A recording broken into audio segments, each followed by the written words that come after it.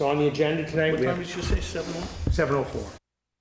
We have 2 reserve fund transfers to act on. We're going to discuss the process of developing and delivering the budget proposal packages that we use to develop our recommendations for town meeting. We're going to discuss the changes that were approved by the select board to the town's fiscal policies. We're going to move into meeting minutes for August 8th, 2024. New business, old business, public access, and adjournment. And so I know Mike McGlone, one of our members, is on dialed in. And who's caller 1? That might be me too. I'm not sure which one I'm on. Hey, Mike, we can hear you, so you're identified correctly as Anna. Oh, caller 1 just disappeared. Well, How about now? now we hear you. Okay. Okay. You're now caller 1. Okay. Can you hear us? Yes, I can. Beautiful. All right. So number 1 up on the agenda tonight is a reserve fund transfer for 8 Brookfield Road, where we're looking for $3,500 for a roof repair, for which there was a one bid, estimate provided. So, and our starting balance, just so everyone knows, is $195,000 in reserve. How much money you I have? gave you the number. Did Yeah. you notice? Yeah. That's my new thing. So you don't have to say, Barbara, how much is that? I'm keeping math. I had it ready to go too, so Okay. trying to lighten the load for you. May I ask, is there a certain amount that is required to have more than one bid, or Yeah, 10,000. 10,000. it is 10? And we typically, if it's under 10, do try to get 3 estimates if we can. Sometimes it happens, sometimes it doesn't. We do try. Thank you. Okay. Well, I don't- You want to go ahead, Mike? If you have Mike, questions, go for it. So is that a fixed price proposal on time and material? And I guess the reason I ask is there seem to be a lot of hours in there for 300 square feet of whatever. So hopefully we shouldn't have that. And then I notice, it doesn't cover the, what if we find some rotten underlayment, we have to go in there. So if it's a fixed price, we give you every dollar you ask for, and you need a couple of sheets of plywood and cost you a little bit more money, now you're a little short. So I want to make sure if it got approved, you didn't have to come back a second time for a little bit extra, that we covered what you needed to get the job done right. But if it was a Fair concern. time and materials, and they're not going to spend 9 hours replacing 300 square feet of whatever, and, you need a piece of plywood, you might have some extra money in the overall budget. And that's a fair concern because I don't know what we have underneath. I have a comment. I'm not going to vote for this because $125 an hour is an outrageous amount of money. And 2 hours of travel time, they say, from Southbridge. This company is in Malden. They have an office and a house in Southbridge, and that's all they have there. And so this bid is, as a matter of fact, Mike McGlone, who's a builder, will probably chime in on this and say, this bid is $1,000 to $1,200 more than it would be if we lose a local contractor. $3,500 isn't going to break the bank. But the principle of the thing is someone charging me $125 an hour to do work that the average roofer charges $35 to $40 an hour for their help. And the state prevailing wage for a master carpenter is $82 an hour. And for a premier roofer is 60 some odd dollars an hour. And they're going to bill us $125 an hour? So what I'd watching the like, store? what I'd like to say on this one is I'm going to actually respectfully withdraw this, and I will tell you for a couple of reasons. I'm not thrilled with having the leak. My bad that I did not ask the question you asked, because typically I do ask most of our staff if it's 10,000 or under, if it's still a significant project, did you make 3 phone calls just to see? Because I am not sure of that in this case, and because of your point here and listening to what you're saying. And that other unknown is, it can happen, I get that. I'm a little less concerned, but it's just a reality of those types of projects. Given that, I am going to move that we withdraw that. So at this point. there was only one bid received. at this- Did we have I 3? I did, no, I Okay. confirmed that there was only Okay. one bid received. Okay. I mean, I guess I don't want to contradict you, but Yeah. I mean, we have the ability to get 3 quotes, to have the funding, get 3 quotes so that we can get the roof repaired. If we don't have the money, it's going Right. to continue to leak.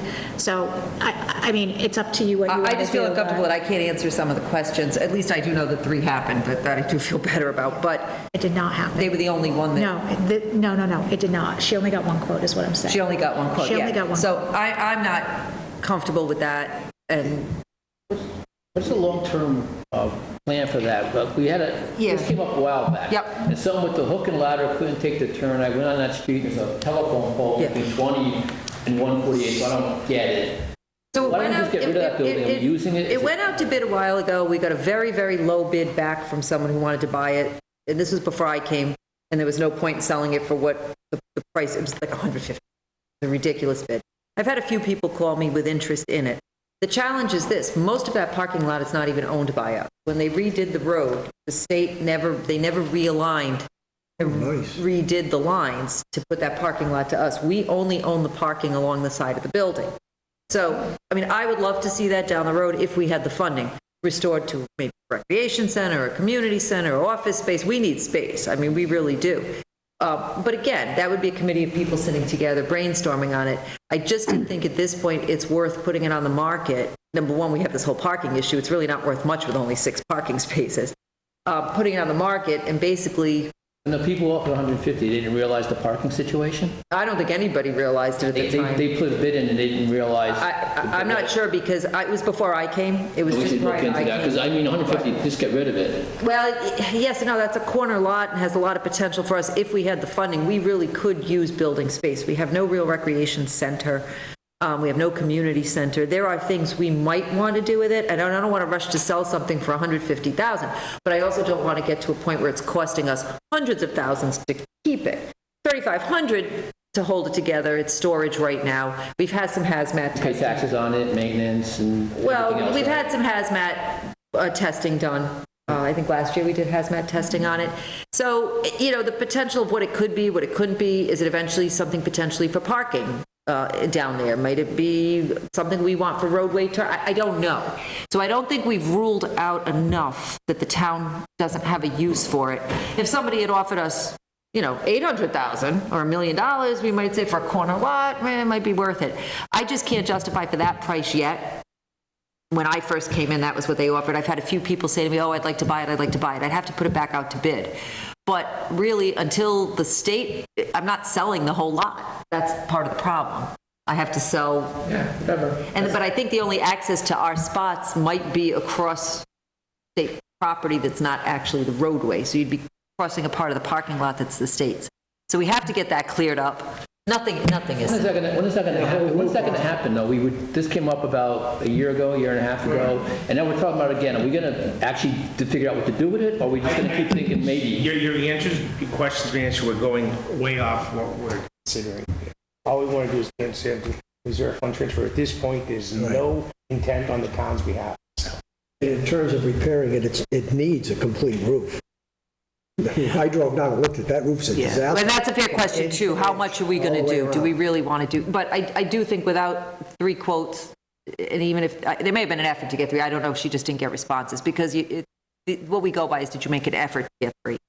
Well, but also, I mean, they represent themselves coming from Southbridge. Yeah, and if they're not truly And 2 from, hours of travel time at $250 from Southbridge. a lot of travel, that's a slow drive from, I've had some slow drives in from Southbridge, but, Let's talk to so the for now, I know we hate to leave it leaking, but Yes. I just don't feel, I don't have enough answers for you tonight. So, let me follow up on Barbara's. One of the issues I think Ken is raising, why would we put any money into the building, just get rid of it and not put any more money into it? I think I'd say, I don't want the thing to continue to deteriorate while we're trying to figure out what the long-term plan is. So maybe some repair is needed. So if I follow up on Barbara's comment, I don't know that we're being asked to support that particular proposal. We're just being asked to provide $3,500 to, and no more than that, for you to make the roof repairs. And if you want to if you were to get an approval for that, take back the mechanics and follow-up of seeking some more bids, finding another way, trying to get it I away. like that idea Get a the lot. thing done for less than I that amount of money. understand what you're saying, but I'd rather have the facts backing it up. I know Mike is listening. Mike and I both saw this and spoke, not in the group, just the two of us.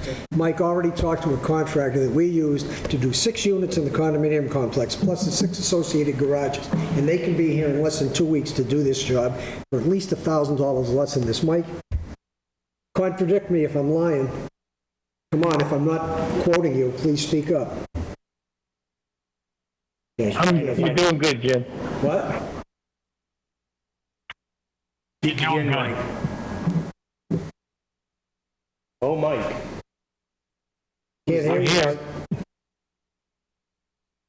But he called the that's great. contractor we used and told him what was involved, 300 square Can you feet. hear me now? I gave him a price. Go ahead, say it again. Yeah, I can hear him. Yeah, he's there. Go ahead, Mike. We hear you. We just need to make sure we're quiet when you try to speak. Okay, I agree with Jim. He agrees with Jim. Yeah, that's what I heard too. Because I was repeating what he told me. All right. So, I'll tell you this, if it goes 200 over, 300 over, we can find a few hundred. If we need 3 more sheets of plywood, we can weather sheet of that. I plywood's can find that $100. somewhere. If I can't find 100, we got a problem bigger than the roof. so moving on. 2B. So you don't want to just give us the money to be able to go out and solicit 3 quotes? Can we approve something and not to exceed amount? Why not? The $3,500, we're not necessarily, the approval isn't necessarily saying that's the quote. We're giving you $3,500 to make a roof repair. If you get it, and we hope you get it done for less, and we're going to trust, the people who work here day to day to spend the least amount of money they can to get it done, given the And just discussion. not this contract, If there's, well, unless they want to bring the price down. If, look at, So are you if we, withdrawing your request now? so let's it's your request. modify the request to ask for an approval of up to $3,500 to do a roof repair on a roof. I would be happy with 2,500 more than 3,500 because we're giving you, we're saying up to $3,500. It's coming out of our reserve fund. And it's not coming back if you only spend 1,000. So, Where does it go? Well, does it come out? It comes out literally. well, we're giving you authorization to spend up to $3,500. So we have to account for $3,500. But if I only spend 2,500, you still have your extra No, 1,000. No, they you don't. don't. It comes out. It comes out. Out. So, We already stated that that 3,500 is out of the question because it's not reasonable. So why use 3,500? Well, only if by chance that's what the going price, if it might be that the other 2 contractors come in about the same. You don't Nobody gets think they will. $125 an hour to do roofing that I know. I mean, if you want to say 3,000 or 2,700 or give it, do 2,500, we'll figure it out. We'll figure it out. Just whatever you. and if it's not enough, it's not enough. 3,000, I think that gives us enough cushion. How about I make a motion that we approve the transfer of $3,000 from the reserve fund to account 11985-52008 Brookfield Road for the purpose of making repairs to the roof at the building.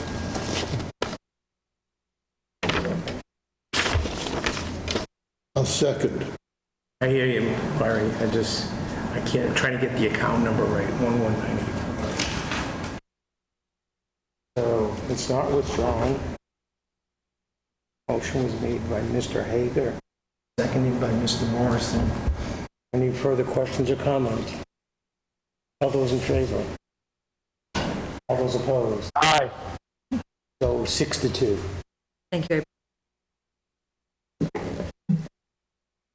I'll give you this to sign after, okay? All right, number 2 is the library elevator. So the elevator's been having some issues off and on, more on, in the past few weeks with people getting basically trapped in the elevator.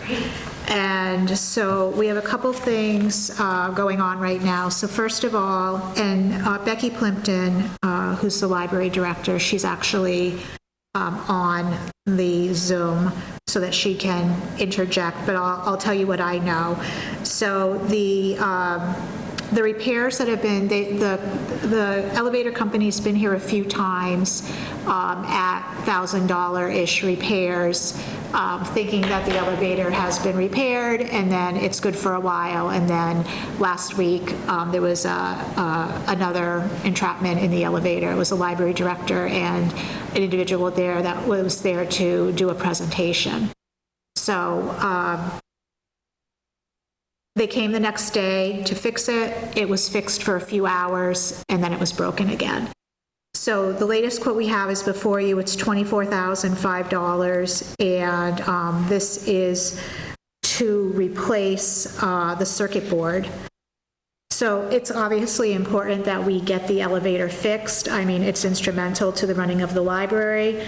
Programs are downstairs, their meeting room is downstairs, the children's room is downstairs, the bathrooms are downstairs. But in conjunction with this, we also, through money that we have for special projects in the budget, we are going to, and we're waiting for a quote, I haven't seen the quote yet, but, or a proposal to hire an independent elevator consultant, and that cost will be $6,100 for the consultant, and then an additional $1,000, because if you open the elevator shaft or do anything with the elevator, there has to be someone from the elevator company there while that's happening. So this person will come in and she will give us a proposal on next steps for the elevator. So what I know about this is elevators usually last 25 years, so the library has gotten 35 years out of the current elevator. And as part of this study, they will decide or give us recommendations on what, if any, parts of that elevator can be used. So it's a, Becky, what did she call it? A modernization or Modification. Modification, thank you. So that's what I know. Becky, do you want to add anything else? No, that was perfect. That pretty much sums it up. Go ahead. If we're going to proceed with the consultant, like you said, then we won't be married to Otis any longer, will we? I mean, we'll be able to. We would have to, well, we'd have to go out to, that would be, so that price is probably going to be in the $200,000 to $250,000 range. So the thought was that we would get the elevator fixed, obviously, because that needs to happen. You know, it is a substantial amount of money, but this upgrade to the elevator is not going to happen overnight. So we get the independent consultant to get a proposal to us, and then a decision will be made whether we proceed to town meeting, having a special town meeting, or if it moves forward at the annual town meeting in April. Depending on time. The repair in front of us right now, RFT, is for Otis because the equipment is proprietary and they're the only ones that can do this work, my understanding. We can't, it's their equipment. I think there would be Proprietary concern of stuff. lack of compatibility. Yeah, I don't know I don't know the details about that. Becky, do you? I don't. I just know that we're currently contracted with Otis for our service, so I assume that's why we have the quote from Why them. doesn't Otis come in and give us an assessment? So the assessment, the intent was to get an independent assessment as to what needs to be done, as opposed to someone who has skin in the game. Yeah. So that was what we were looking to do. So then in this, since it is greater than 10,000, because of the agreement or contract with Otis, we have to just have faith that they're giving us The an 24,000, accurate yes. quote. Yes. Okay. That unfortunately we are locked in on. But the larger project eventually would certainly go out to bid. The big key here is that this thing actually has to. And so I'm crossing fingers that the $24,000 Band-Aid is enough of a Band-Aid to hold us for a year or whatever it takes to get the rest. Is this something Becky's handling or is Robin going to handle it? Robin is handling it right now. It should be out of facilities, something like this, a capital. No, it's going to library purchases services. Yes, but There it is. That's what the reserve fund transfer you said. Right. Right. But the actual phone calls to the company should still. I'm going to actually, what I'm going to do is, I know it's not going to be a, you're not going to have an account number, but that's a good point, Kevin, and I didn't catch that. So what I'm going to do is we're going to set up a special account for library repairs. There's a whole issue with the formula for the library when you dump in extra money.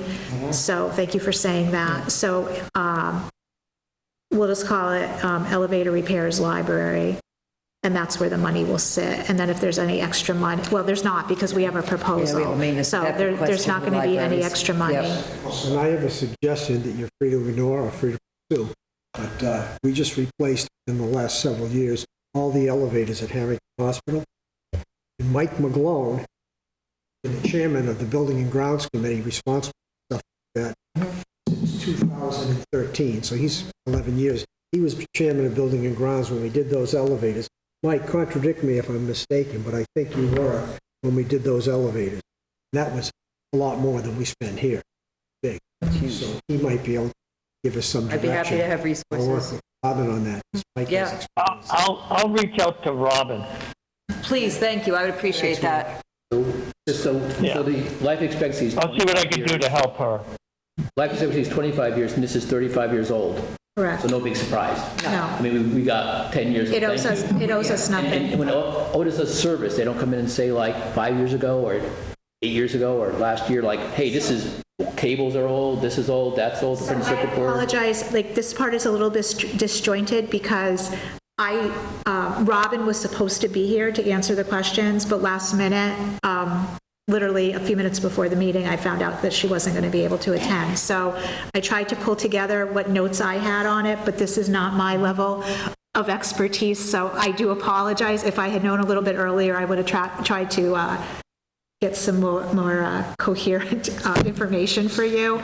So I can't answer that question for you right now. All I can say is the elevator's broken, it needs to be fixed, and we're not going to be able to do a full replacement until a little bit down the road. And they do come in and inspect routinely, Right, so that every if you year. had a cable that was failing, Right. that would get repaired as you go.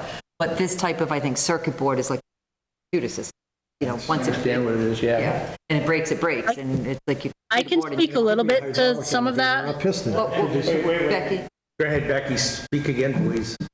Yeah, I said I can speak a little bit to some of that. So the history about this is that we knew that the elevator was sort of heading into its last legs. It had been kind of on the capital radar with facilities for a couple of years. I think we were just hoping to make it a few more years. I know that Robin had put it on the capital plan, I think for 2 or 3 years from now. The circuit board that's being replaced, I'm a little concerned because I don't know exactly how quickly that's even going to happen once we have the money, because the elevator is so old. What the tech told me is that they don't even know if they can get the part, and if they can't get the part, then they need to have it built, which doesn't sound like something that's very fast, but it seems to be our only option. Yeah, that's, Right. I mean, that's why we're here tonight, because we've got to move quickly, and, I mean, I really am at a point where I don't have accessibility in a major public building that needs accessibility. I don't want to have to shut the library again, move it into town hall again. But that's I don't mind also- having Becky here, But that's also why we're moving forward with this, this report Yes. from the consultant, so that we know what we need to do, because that's going to have to go out to bid. But we're going to have to get a price estimate so we can go to town meeting, get the funding, and then we'll go out to bid. Okay, so this board is $29,005 or $24,005? $24,005, of which 20, according to this, 21,125 is the material and 2,880 is the labor on this proposal that was attached to the RFT. Okay. So the total amount requested is 24. What's Yes. yes.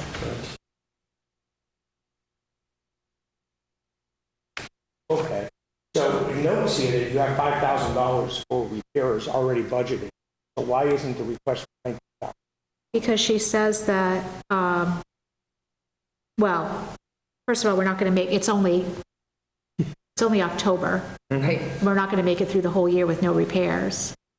So this is unforeseen. It's not budgeted. The repairs that we have budgeted, I mean, if you did that, there would be no money to fix anything the rest of the fiscal year. We were in April, I might say, yeah, we'll take our chances with that money that's in that account. I'm not comfortable taking, there's nothing else, minor repair here and there. Seems like you need $6,100 to find out where we are. Supposing a new elevator could be put in faster than a customized board where you can't find components. We have to go to town, That would have to go to town meeting. So either way, that's not going to happen for a while. That report is coming out of separate money. That's coming out of a budget line item. I have a special project. So that's. Yeah, I was also told, That's in the town administrator's account. This is, actually, it's in the. I think it's unclassified or. It's unclassified, and we reduced it a good bit because I didn't use it the first 2 years I was here for much of anything. But it's there for exactly something like this. That was money set aside when Jeff was here. He wanted to have money available if something came up over the course of the year. And that's exactly how I mean, we don't use it for what else. But the engineering professional services? Yes, yep. And occasionally we have, something breaks, I need to do engineering for the DPW, for example, needs some $3,000 engineering. We cut it back a good bit. I think since I was here, we knocked it down by 10 or 15,000, but it's just a good cushion for something exactly like this and not have to pull that out of a reserve. So just out of curiosity, the two numbers that you just mentioned, Yeah. I just did quick math. I get, it's only $8 off, but it's off. It's $24,030.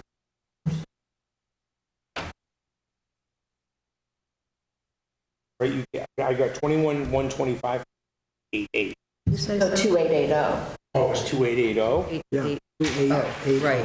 Oh, okay, then that, Okay, on the attached Otis form, it breaks it down. Yep. There you go. yeah.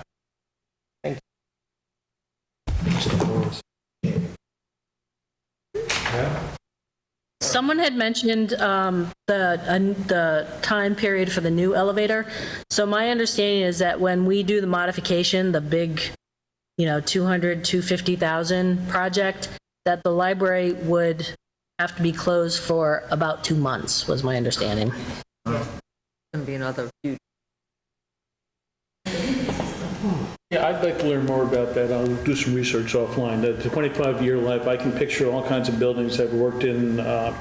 You've talked about hospital. I can never recall someone after 25 years pulling out an elevator, putting in a new one. I can see going and doing maintenance and upgrades on the existing equipment that's in there, but not complete removal, replacement. and Yeah, I don't think, whatever. So- from what I heard, I don't think it necessarily is that. Which, that would be much more money, actually. If they had to pull out the This is whole like a major upgrade modification. Yeah. computer system. What needs to go in. I think they're concerned about the reading of the current computer systems with the old systems, the 1989 system, not really understanding the, so, We'll let you continue. Reprogramming the whole thing. What you're saying we're is, not taking out the whole, No, they're changing all the electronics, and you're modernizing all the electronics for that, selectors and everything like that. Push the button. but that's why we're going to hire this person, to really get a good assessment without Otis telling us, where Otis might say, you need $500,000. so it then raises the question, that's not the only building that's got an elevator that may be 25 years old, so you may have other issues in other Well, there was a places. discussion of whether or not we should have them also look at other elevators that we have right now. Yeah.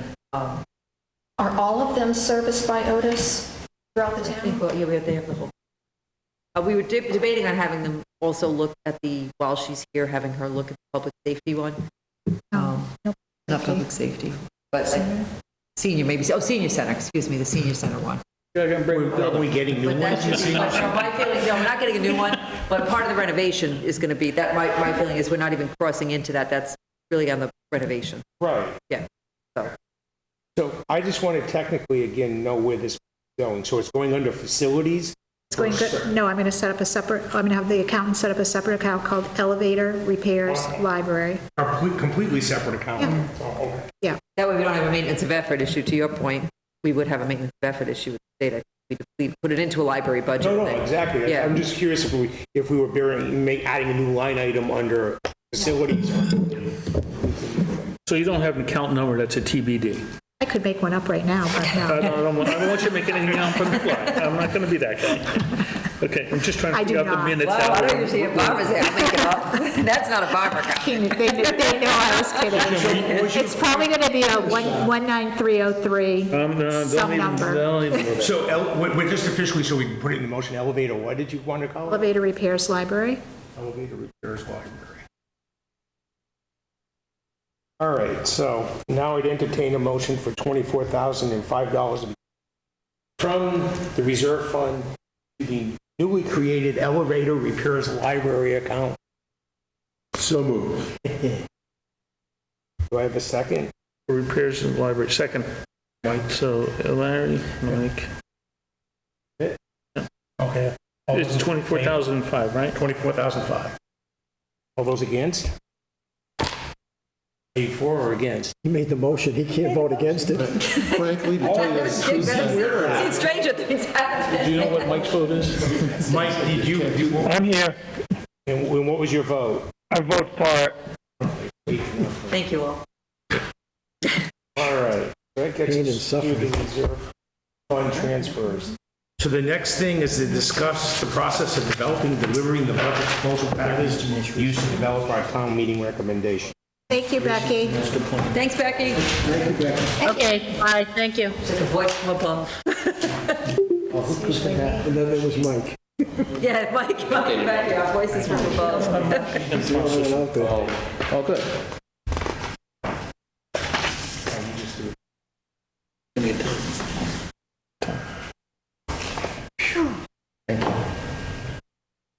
Yeah, they usually do them every 5 or 10 years. I'm surprised.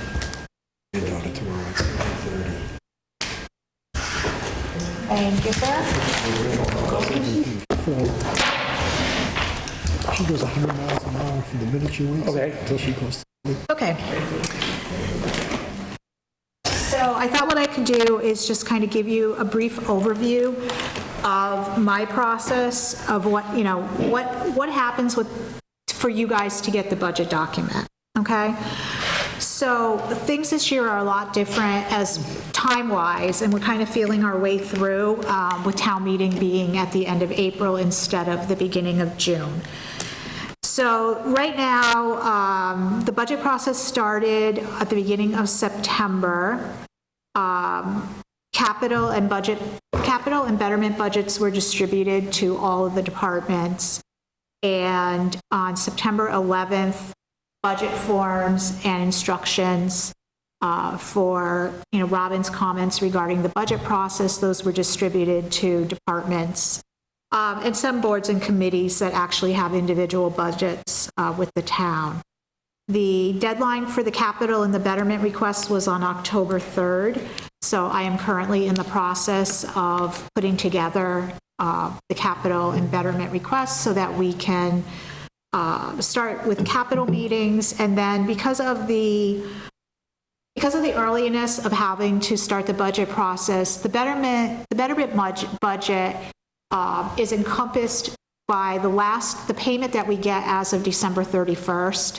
So it's 4 quarters worth of payments. And so we're not going to be able to start the budget process until right after the first of the year, which is going to be very, very tight. And you'll see why in a second as I continue to go through this. Are you just saying there you're going to be able to determine the amount they split? Yes, and I can't do that until after December 31st. And that's unfortunate. I did think about it a lot, but the only way to get around that, we would have to have a budget this year that's only 3 quarters as opposed to 4, and I think that would be problematic based on the amount of annual requests we have through betterment every year. So we'll see how that works. On December 1st, and again, these are, the dates I'm giving you are, they're kind of my benchmark dates that I'm going to try to hit, but, a lot of times work life gets in the way and, what I think I'm going to accomplish by certain dates doesn't, but in the end, it'll all work out. So beginning of December, I will submit the budget requests as well as revenue projections to the town administrator. Mid-December, both myself and Robin will review the budgets that were submitted. So usually I will go through, right now I'm going through the budget requests. If I have any questions of department heads, I will reach out to them and I will either get more information if I see a budget that, and it's not always cutting budgets, that they're budgeting too much. Sometimes it's just, hey, you didn't budget for X. Is there something we need to know? Is there something different going on? Are we changing something? And so that's the stuff that I try to do before it gets to Robin, so that those kind of questions are eliminated. And then when I give everything to Robin, I try to call out for her any of the major changes. So I'm not talking about, we have a maintenance agreement for, say, inspecting the ladders or inspecting the hose at the fire department. Those are annual things that we do. I'm not going to call out to Robin that it went up $500 or whatever. That's just the cost of doing business. But if someone's asking for anything new, I'm going to call it out to her. I'm going to, have everything ready for her so she can read the documentation. If someone's asking for something new and I don't feel that they gave us enough information of why they're asking for it, I'll get all that before it goes to her. So that'll happen mid-December. I have a question. Do we give them any departments, committees, any direction as to what we're looking for? Yeah, 2% increase? So what are we asking? No. Not that kind of. No, so it is, the direction they get is it's level services, and then if they're asking for any new service or anything new, they need to document, why it's necessary, what they're asking for, and then those are the things that we're going to talk about. We never go into it presuming any increase. So my mindset is we don't do a formal zero-based budgeting, but we don't do the mindset of, okay, this is what you had, add 2.5% and run with it. That is not the approach that we take. So there's two different terminologies you use there. I would have thought the answer was you tell everybody you got a level funded budget. So if you had a $15,000 budget last year, bring me something that's $15,000 or less. I heard you say level services. Is that services that you consume or services that you provide? Level services could have a higher Level services budget in order providing to- services. Level service to provide. So sometimes if that contract goes up, for us to be able to provide a level service, the budget will go up. So it's, our goal is always to provide the same level of service to the public. When we get down to after we've cut everything or trimmed back what the departments ask for, because everybody lobbies for their department as they should, in fact, for their department. We have level service. Now we can't make this work. Then what do we do if we have to trim? Now, fortunately, we have not been in a situation where we have not been able to provide full service to the public with the standard Prop 2.5 type increase. But we don't go into it saying to people, oh, you have 2.5%. We go into it saying, budget for what you need, and let's see what it comes out to. What do you need to give me the same level of service you gave me last year? You also, on the other side of the equation, top line, bottom line, is efficiencies.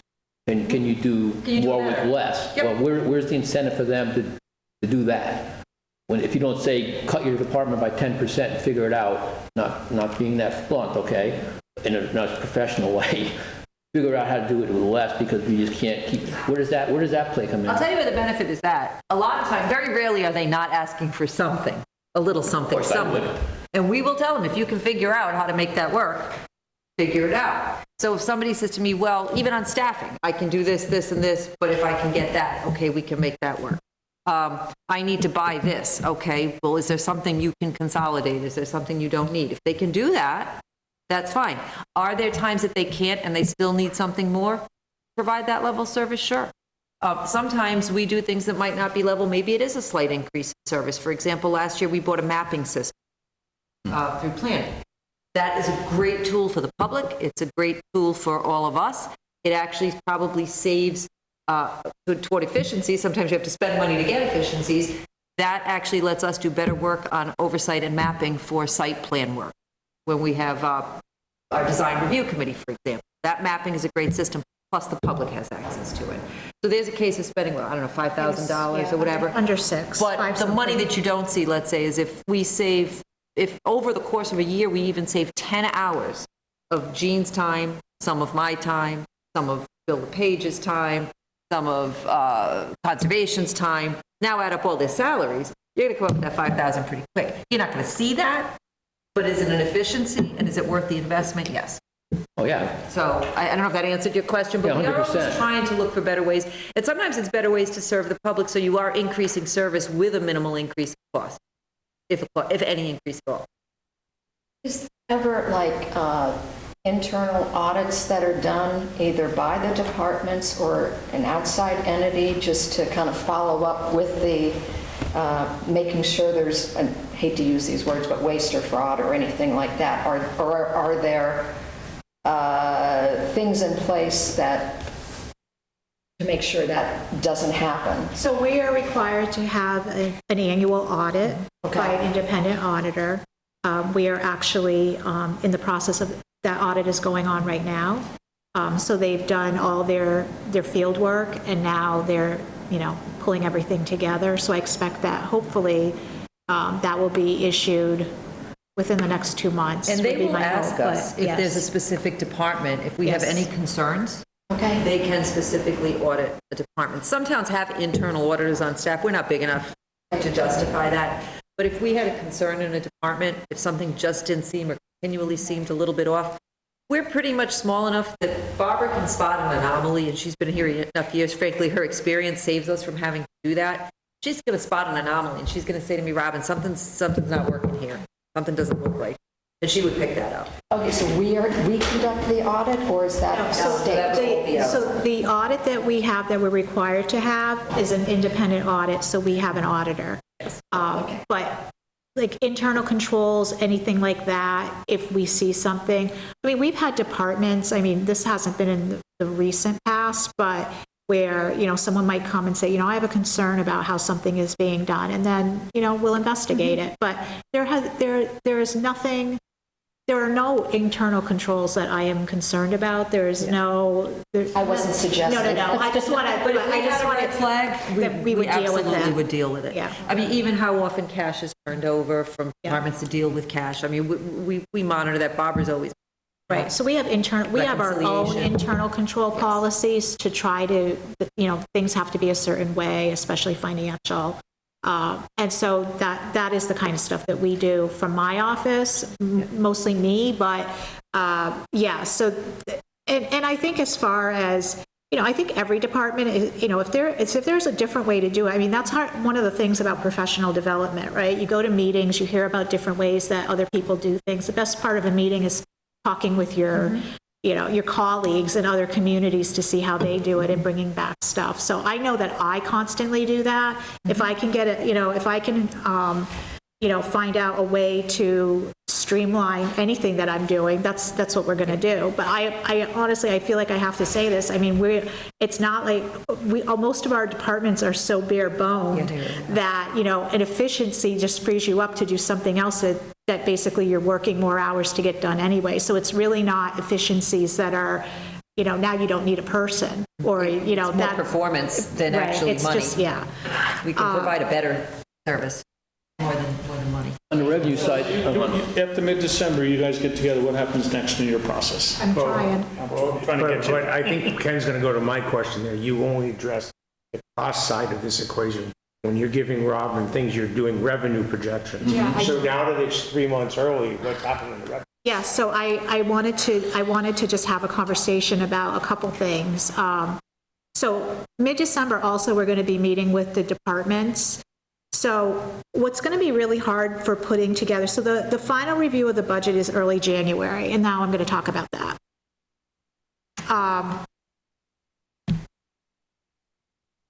The governor's budget comes out at the end of January. We are going to be in a position where we have to have things finalized or almost finalized before we get state aid numbers. Now, state aid numbers are never finalized by the time we go even to town meeting in June. But the nice thing is the governor's budget, which is called House 1, we have that number.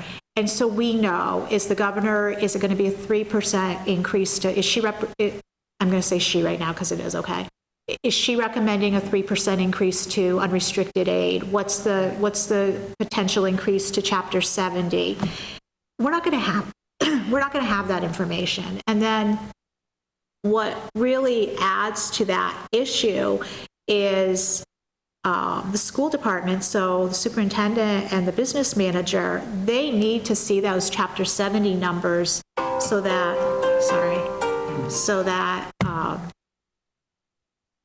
that they can start putting together budgets. And so this is really important, especially to Tantascoa, right? Because the budget for Tantascoa is built on the affordability of all the communities in the district.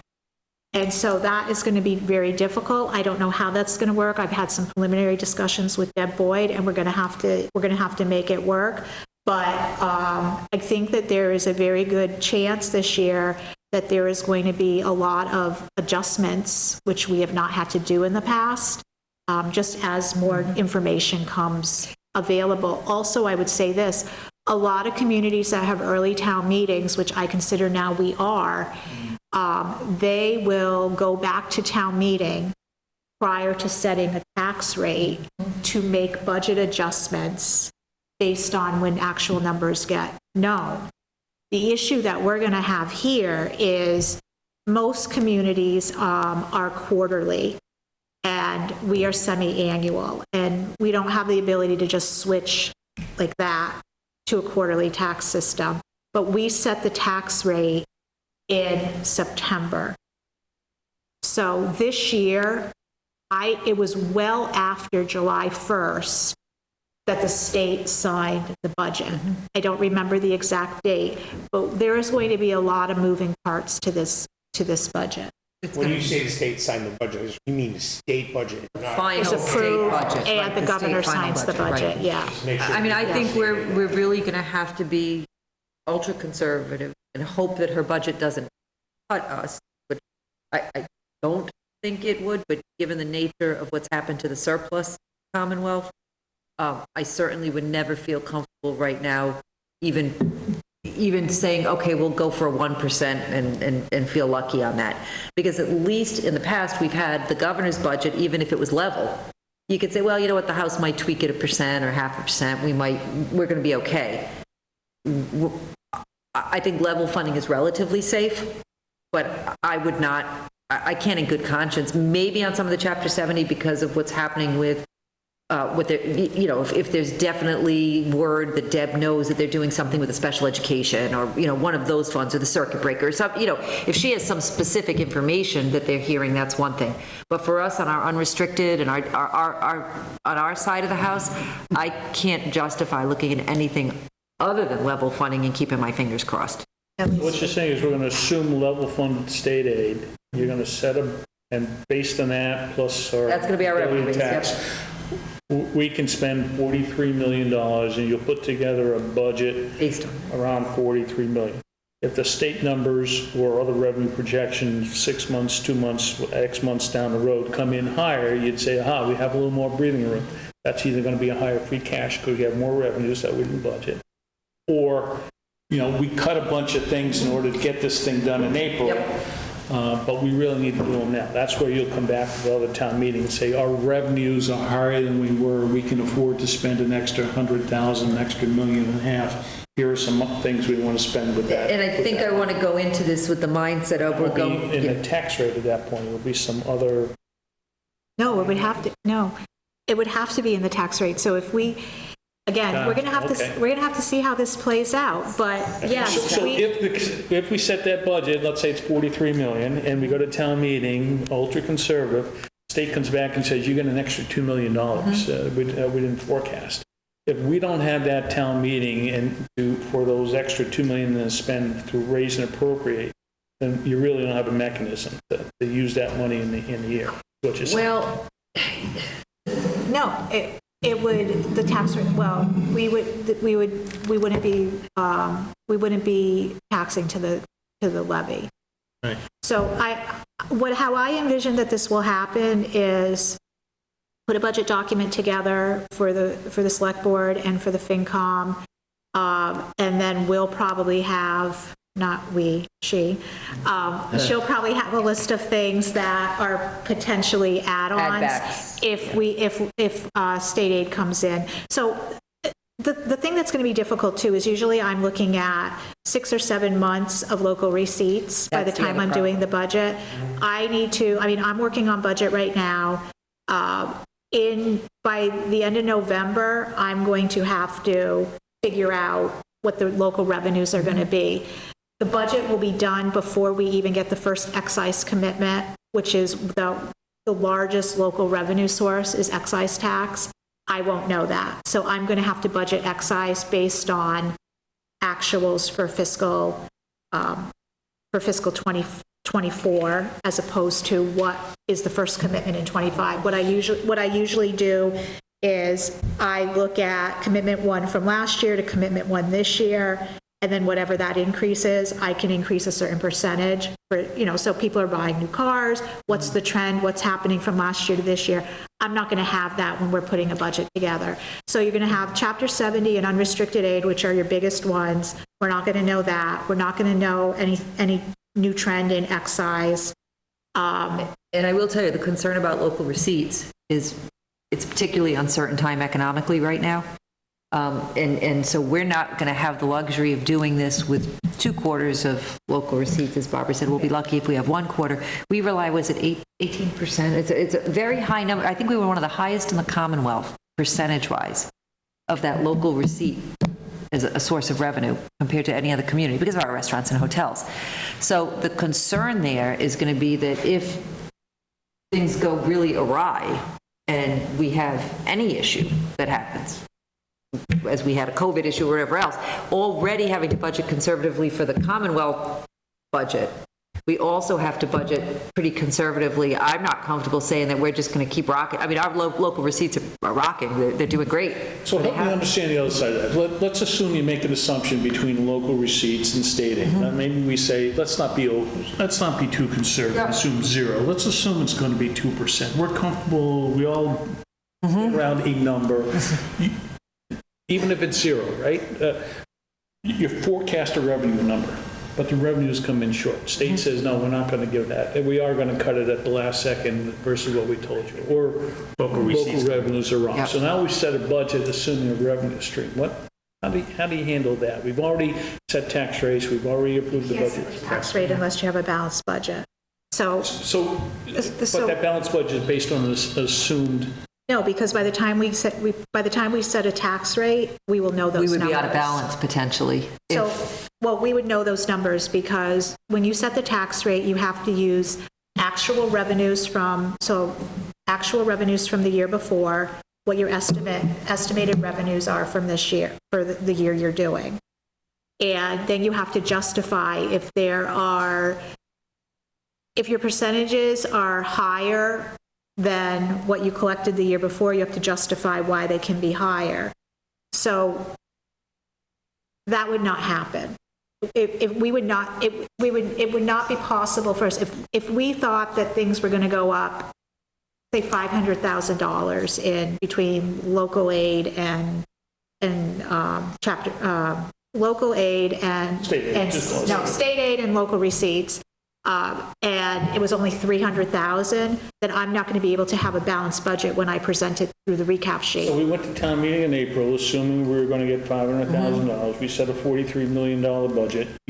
September comes, you've got a town meeting behind you, $43 million.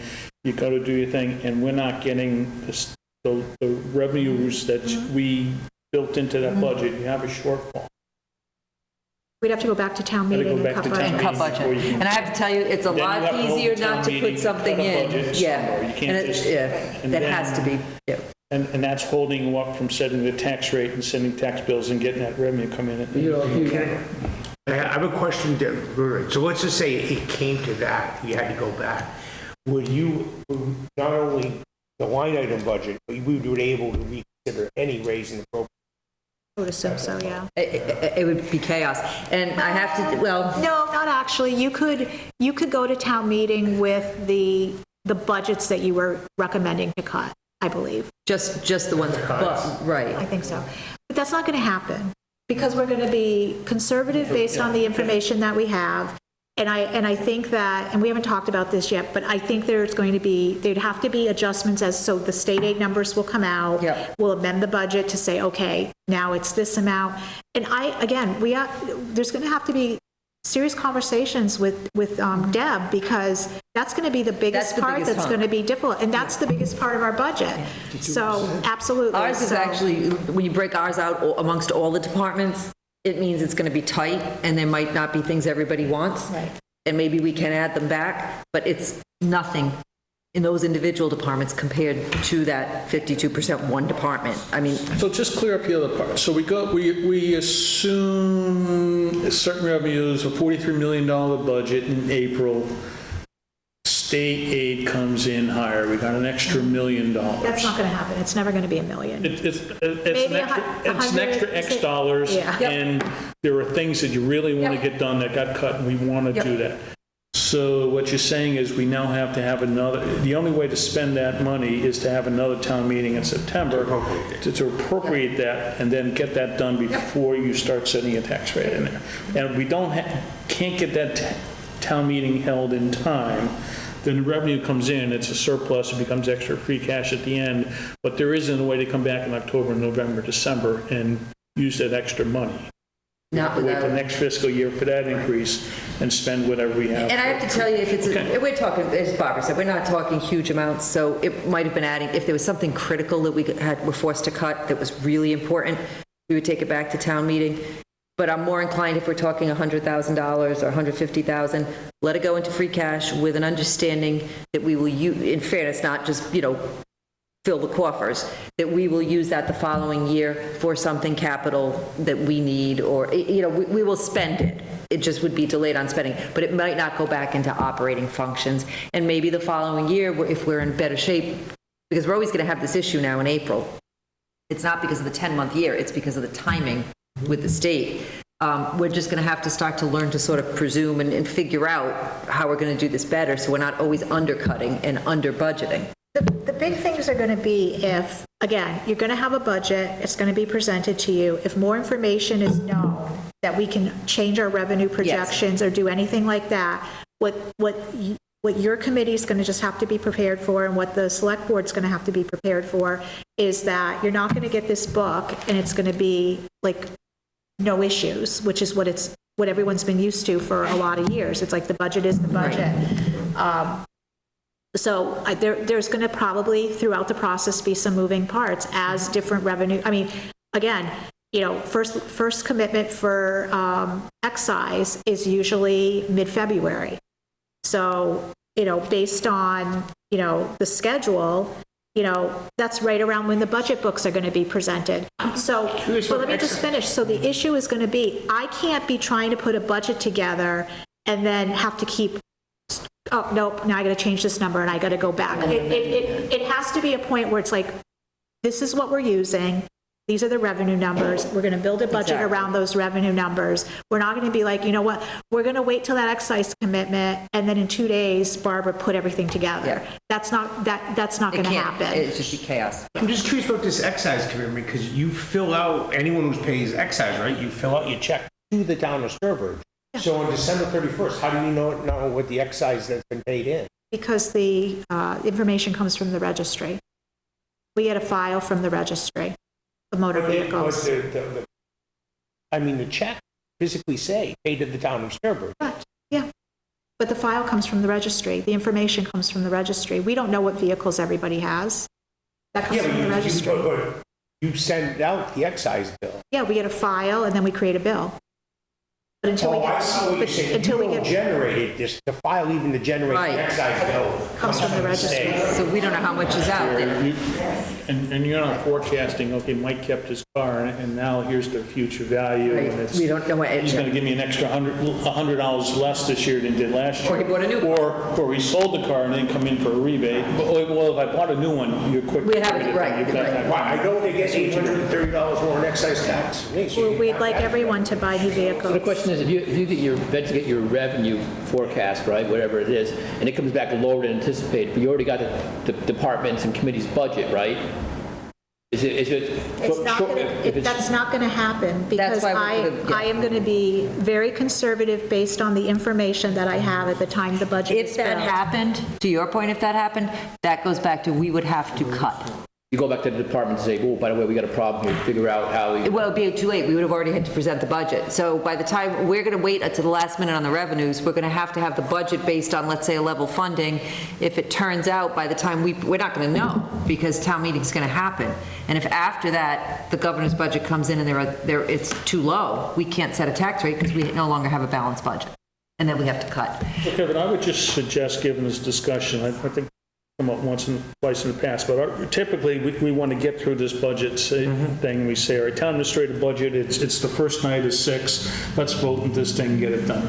I'm thinking that if there's going to be some movement in here, or potential movement, we could look at it and say, we're okay with that number as presented, but not have to vote it each night as we go along, just to get an overall agreement. That's an okay number. And then maybe vote the whole thing at the end so there aren't any moving pieces, and now we're trying to undo a vote and redo a vote. We can just make the changes as we go along. Buy a little time. Well, I think too. I don't know if that helps you or hurts you, but I think we need to get further into the process. We need to see how things shake out, what the numbers are, where we are with the school as far as what information Deb can give us as far as the budget. Growth. So there's a lot. New growth is another, actually. Yeah, that's New growth another is another, a huge issue. Right, growth is the next Yeah. problem. We're So not, new growth is going to have to be estimated extremely low, because we continually, in the past, working with Ann, we will keep adjusting that number as we go, and so it's going to be lower than, but again, that's what we're going to have to do.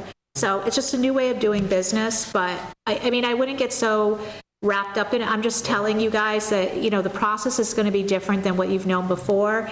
And we're going to do the best we can to. Been saying all along about how it was a bad idea to move the town meeting date, because all the numbers, instead of being semi-set in something, are now just completely fluid. It's going to be.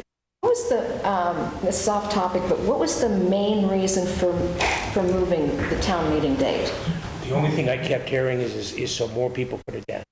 It was too hard for people to attend when it was in June, because there's too many family activities going on. So it's very difficult to get people to come. So there It's the only wasn't reason I ever heard. a business reason or okay. There was one other factor, not a reason, a factor. The date is back where it used to be. Oh, it used to be then. Yeah. Doesn't make it better. I'm not attaching a value. You're just saying a fact. Okay, I was just curious. Monday nights in April. Then they go plant crops way back in the 1800s. Okay, so then, mid-January will be the deadline for the submission of warrant articles to the town administrator for the annual town meeting. Hopefully, by the end of February, the budget books will be distributed to the board, the select board and the FinCom.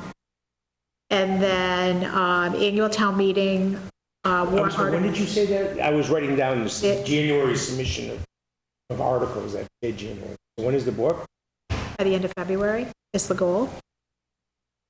Annual town meeting warrant articles submitted to the board, the select board at their first meeting in February.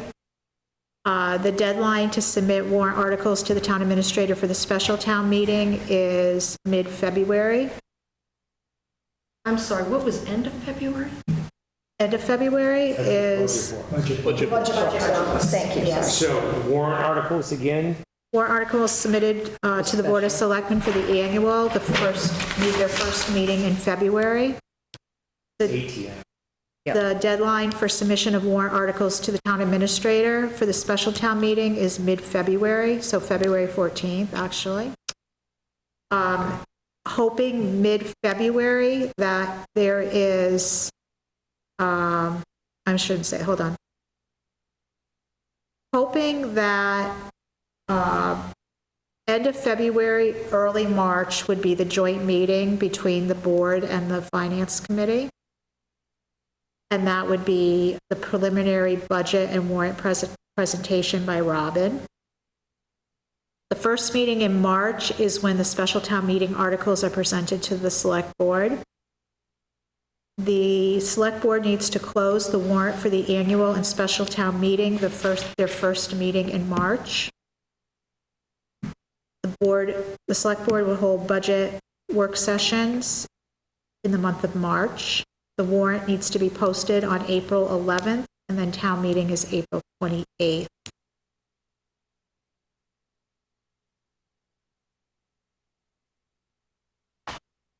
One of the warrant articles that will have to happen this year is a change to the bylaws to solidify the dates of everything that I put together on this, because right now, the bylaws have not been updated to reflect the new town meeting date, because that didn't happen till after our last town meeting, because it was at the special election where that was determined, or at the annual election, sorry. So that will be something that we have to do. So I based all my dates based on the current bylaw and then backed up. So the one thing that I would say as far as your board goes is, and Kevin and I have already had this discussion, but while these are my dates to try to, for my benchmarks that I have to meet, and I have to, submit stuff to Robin so then she can meet her dates. I think that what has to happen this year is the finance committee needs to, that warrant needs to be posted on April 11th. And then you guys need to back up so that you also meet benchmarks, because last year, your final meeting was the day before the warrant had to be posted. And The warrant's going to be posted 2 weeks. yeah, April 11th. That's the Friday? Okay, this is going to... Oh, yeah. So my point to this is that caused, for me anyway, a lot of stress when things are done the day before something has to be posted. If someone's sick and there's no one in the office, we got to get a constable to post the warrant. So, what I'm looking for is that we work together, Kevin and I, and then he can work with you guys, but to back up those dates so that we are not hitting that wall like we normally do. So, from doing this for a lot of years, what historically has been happening is we start the budget process and everybody thinks we have plenty of time, and then you get hung up on certain warrant articles or different things. And so I think I had a conversation with Kevin. I think we need to look at, once we hit this, all the warrant articles, we know how many warrant articles. So, for instance, this year, there was a lot of Community Preservation Act articles. And so that, I think, in my opinion, that held you up. I think you had a lot more time to do all that. So I think we need to just look at those type of things and really look at, what are the articles that are going to hold you up, and let's be a little bit more realistic on those discussions. And then I would also say this: if there's something specifically that you guys want to talk about, you can have those conversations on the front end of the budget. As opposed to, sometimes I'm going to use the rabbit hole, but sometimes I feel like we go down rabbit holes of things that are they're kind of related to what the topic is, but if it's something that you guys are concerned about as a board or committee, we can have those type of discussions with different people now, while I'm in the process and Robin's in the process of building If there are individual things that don't, yeah. So if I do the math, Kevin, if April 11th is the posting date, let's assume we give them a week. That means we got to be done by April 4th or beginning of April.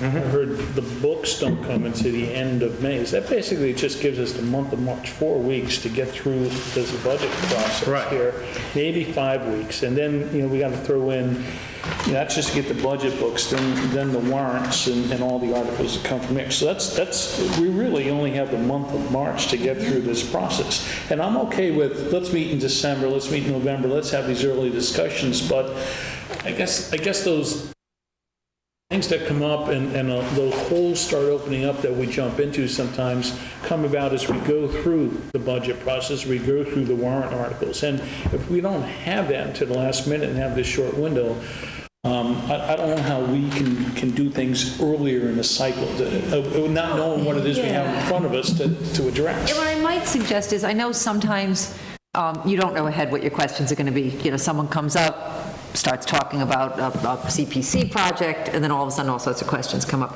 What you might want to do so that you can keep moving is maybe just a suggestion, this is totally your call, Kevin, but maybe if it appears in an article, we're getting hung up on one particular article, and there are still 5 or 6 questions, maybe just say, you know what, we'll take all the questions, write them down, send them to whoever, and the next meeting we'll come prepared to answer all those questions, and you can keep moving on the other ones. Because I think what happens is when you get hung up and hung up and hung up, then one question leads to another, leads to another, leads to another, which is important, but it does sometimes go down a rabbit hole. So you could collectively, and if there are questions ahead of time that we can be prepared to have answered, or even answer them electronically to all of you, you can't discuss it, but we can share information electronically. It might be that we provide an answer that is a public record answer, it's just not discussed, you know, because you're not going to take the time. So we can always answer questions. So why can't we move up to, I mean, we used to work with, I want to say unofficial warrants.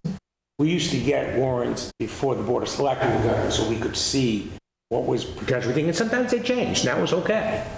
But I mean, you're talking here, to go to Mike's point, right?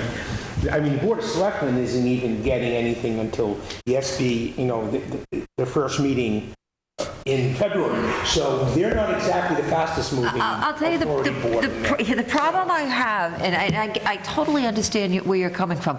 The problem I have is that I might think something should go on the warrant. Yeah, and they don't have to put it on. And they might not think it should, but it's very awkward for me to put something in front of another committee before I put it in front of the Board of Selectmen. With all due respect to this committee, it puts me in a very awkward position. So these timelines are exactly It's the what same they timeline, are, yeah. what they were for June. The only difference is asking Yeah, for the week well, on the now other. we're 2 months earlier. You know, but you're spacing, Things up by 2 months. everything's backed up. It's exactly, The if you spacing is the read same this- except the 1 week. The 1 week is the biggest difference, if we want a week. Well, I don't even, it doesn't even need to But- be a week, yeah, but literally. but not the day before. It shouldn't be the day before. But yeah, it's really, you've always had that same tight. And again, you used to meet, okay, so we've had this conversation too. You used to meet Tuesdays and Thursdays. Right. If that's what you need to do, that's not a what you need to problem. I do. just- That was my question. Right. Why can't we go back to doing You that? can. We can, there's nothing that prevents us from doing Because with the that. amount of discussion we have, we cover twice as much stuff. But it also requires the cooperation of the Board of Selectmen, Right. the town administrator, the finance director, and any other board we have questions of. So if on Tuesday night, to your point, if we get stuck somewhere, we write down our 7 questions and we expect the answer on Thursday, the answers better be there on Thursday, or otherwise we're gonna, Yeah. you know, Well, Or we have Plan B and discuss other issues. Yeah, Exactly. until I get them to you Now, the next it's- Tuesday. I mean, it's, you with the know, new posting requirements get imposed it. upon us, it's very hard. yeah, we're really difficult to I have know. meetings on Tuesdays and Thursdays because I have to plan the whole week Yep. on the Thursday before, like we were doing this year. So, you know, if I can't just modify the agenda and post it on Monday. The Tuesday one needs to be posted prior Thursday night. well, I'm going to say this, and I know I say it every year, but I'm going to say it anyway. You spend a lot of time discussing budgets that are level services. You get more information than most communities give people.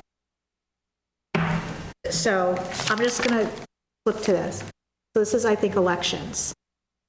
If the budget is level services, you can just move on from it. You have the detail. If someone asks you what makes up purchase of service for for elections, you have it all right here. I put a lot of time and effort into writing the section in the front of the book that has to do with budget overview.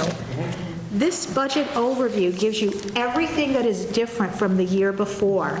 And if you just concentrated in those beginning days Yeah. of concentrating on this, instead of talking about in detail everything else, you could fly through the budget. You spend more. What I agree with, that's only the line item budget. That's one article part of I understand, but. 20 to 40. But it's a big one. But I know, but when you think about, when you split up the departments the way you do, so, I think that with that type of information, and then as you're reviewing everything, so you have this that, again, is a lot of time and effort to call out all the changes for you. Robin highlights at the joint meeting the budget and what changed. So if a staff person was added, how much was added, why it was added, that type of thing.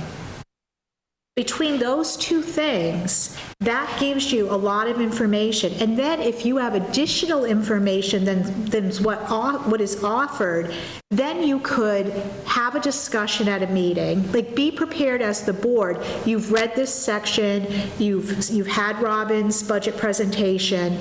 Are there any budgets that you have particular concerns about that you want to discuss? And then at that point, I can pull in the department head that you have the question on, so you as a group determine what the information is you want more information on. You tell me what it is so I can have the department head prepared to be able to talk about that point that night, and then just do that. So you go to the school committee, and I know, Larry's your rep, but they don't give you like how many pens and paper there. So you have all that information. So I think if you concentrate on the budget at that level, and again, I'm not saying don't ask questions, but then use your time to get into the warrant articles that are not the norm.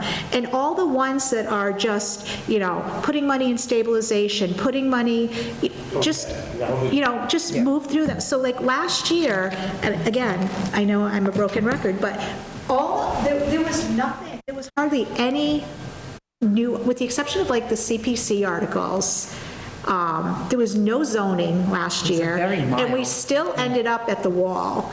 So I just think that, I want to help you guys to not have that pressure of...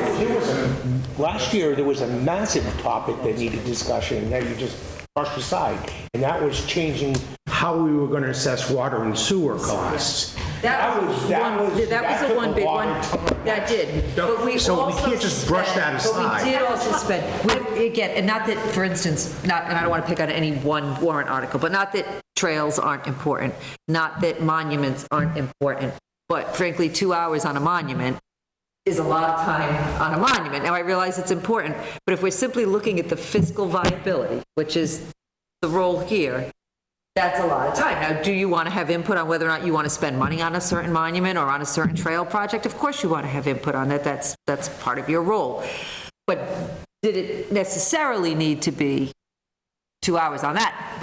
2 or 3 hours on a water sewer thing? No question. That 2 nights on a water sewer thing? No question. We're talking The millions 2 hours of you're dollars. talking about on the statue thing ended up finally us getting a committee that's going to Yes, consider these things. but that could have probably happened a lot faster than the length of the discussion that went on, the trails length, and again, that's your call. It's your committee. But when we're talking about being really tight on time, I just think that looking at, can we somehow make that cleaner or neater? Ask the questions ahead. Send them ahead of time to us. Larry, go ahead. I think we ought to prepare ourselves, because it happens almost every year, if not every year, for a variable that is both consequential and uncontrollable.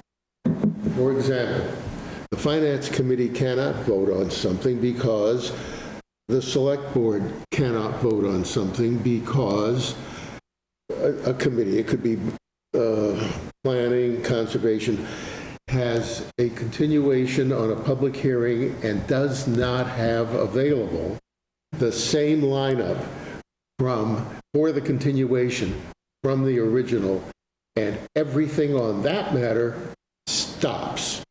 We have to be ready for that. It's not controllable. It's only predictable that because it does happen, and it is consequential, but it varies. And it could be insignificant money. We could guess, just work something through. be a lot of money. I'm just saying that with a schedule that is not like an accordion, we're going to face that. That in turn supports what they are saying about how we conduct ourselves. You know, we are proud, and I think justly so, that we'll look at $100 and $100,000 because we're thorough in the public's behalf. We do not represent the public. We do their legwork, which means we have to scrutinize. But there is also the matter of judgment. If we're wrong by a factor of 5, it still doesn't make any difference in the total. We don't have to plumb everything. But Larry, They are right. I have an observation I wanted to make. Well, yeah, you had one. And my observation is this. I watch the Board of Selectmen meeting, okay? I watch them all. And if I don't get them, I watch them on replay. And I watch them all, and I watched the last one twice. I told you that, Barbara, because you did your presentation. And what bothers me, especially during this budget season, is I watch and I see the Board of Selectmen approve the entire warrant in one meeting. In 55 or 60 minutes or 75 minutes, they approve all the articles without any questions. All in favor? Motion passes. And my question is this: are they passing the burden on to us? Why don't they ask questions? You had your presentation that you're going to do for us tonight. I watched it. It lasted 22 minutes, and no one asked you a question except Robin and Mary Dowling. Everyone else sat there like a statue. No questions. Good job. Thank you, Barbara. What's going on? I mean, I hate to throw stones, but geez, if I could listen to them and they could ask some questions, maybe I get some answers before I come here on Thursday night, because they asked the questions when it was presented to them. So I guess I am throwing stones. so I guess But I my can't, point, because I'm not running for election. So so my point would tie all three of those together, right? I think the downfall of that book is Appendix D, where we get into the department details, right? And that's where we tend to go through and look for the $100 items.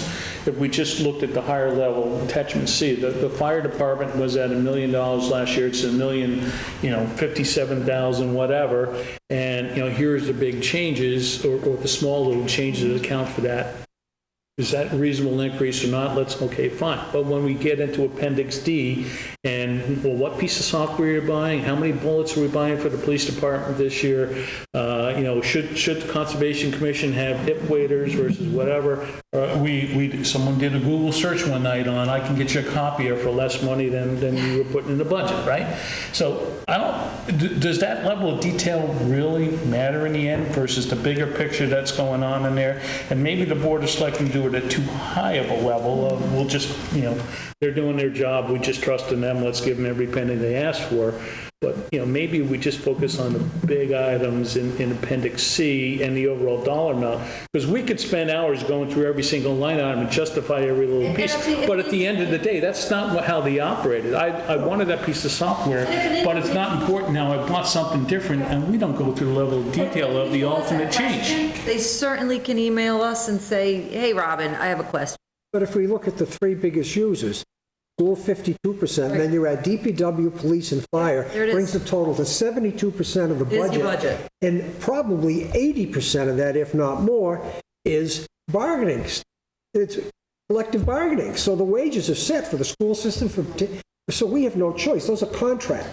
So a lot of that stuff is, okay, we 52% know of that, what it we don't is, ask any but questions. we have no input. I think the rule of thumb is like 80-20 rule, like 80% of anything comes from 20%. And like Larry was saying, 80% of our cost is probably from 20% of the department. So focus on that, the 20, not the other tail. Focus on the meat of it. And like I said, I'm always available. If one of you individually has a question on that $200 software and says, hey, Robert, just out of curiosity, I don't want to waste everybody's time that night. Right. Why are we buying that?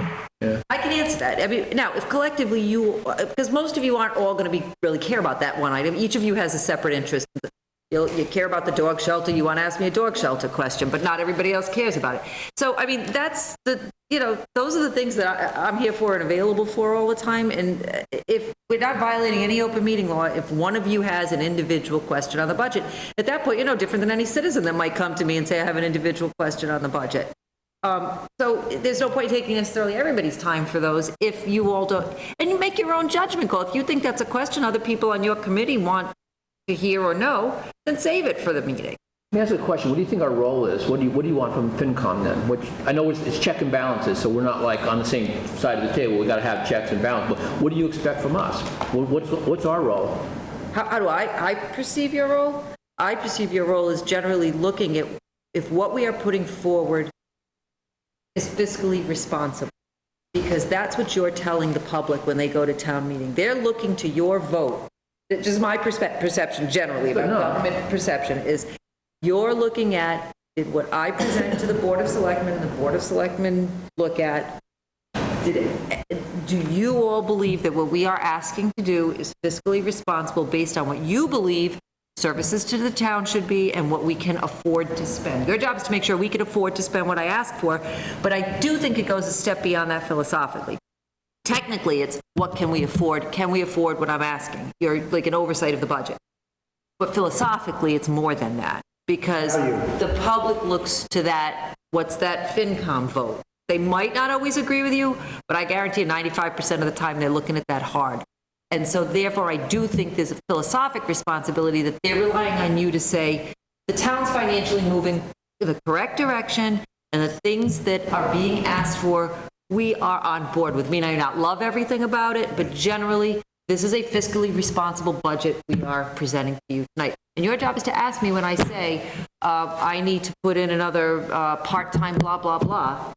What are my reasons for that, and is that fiscally responsible?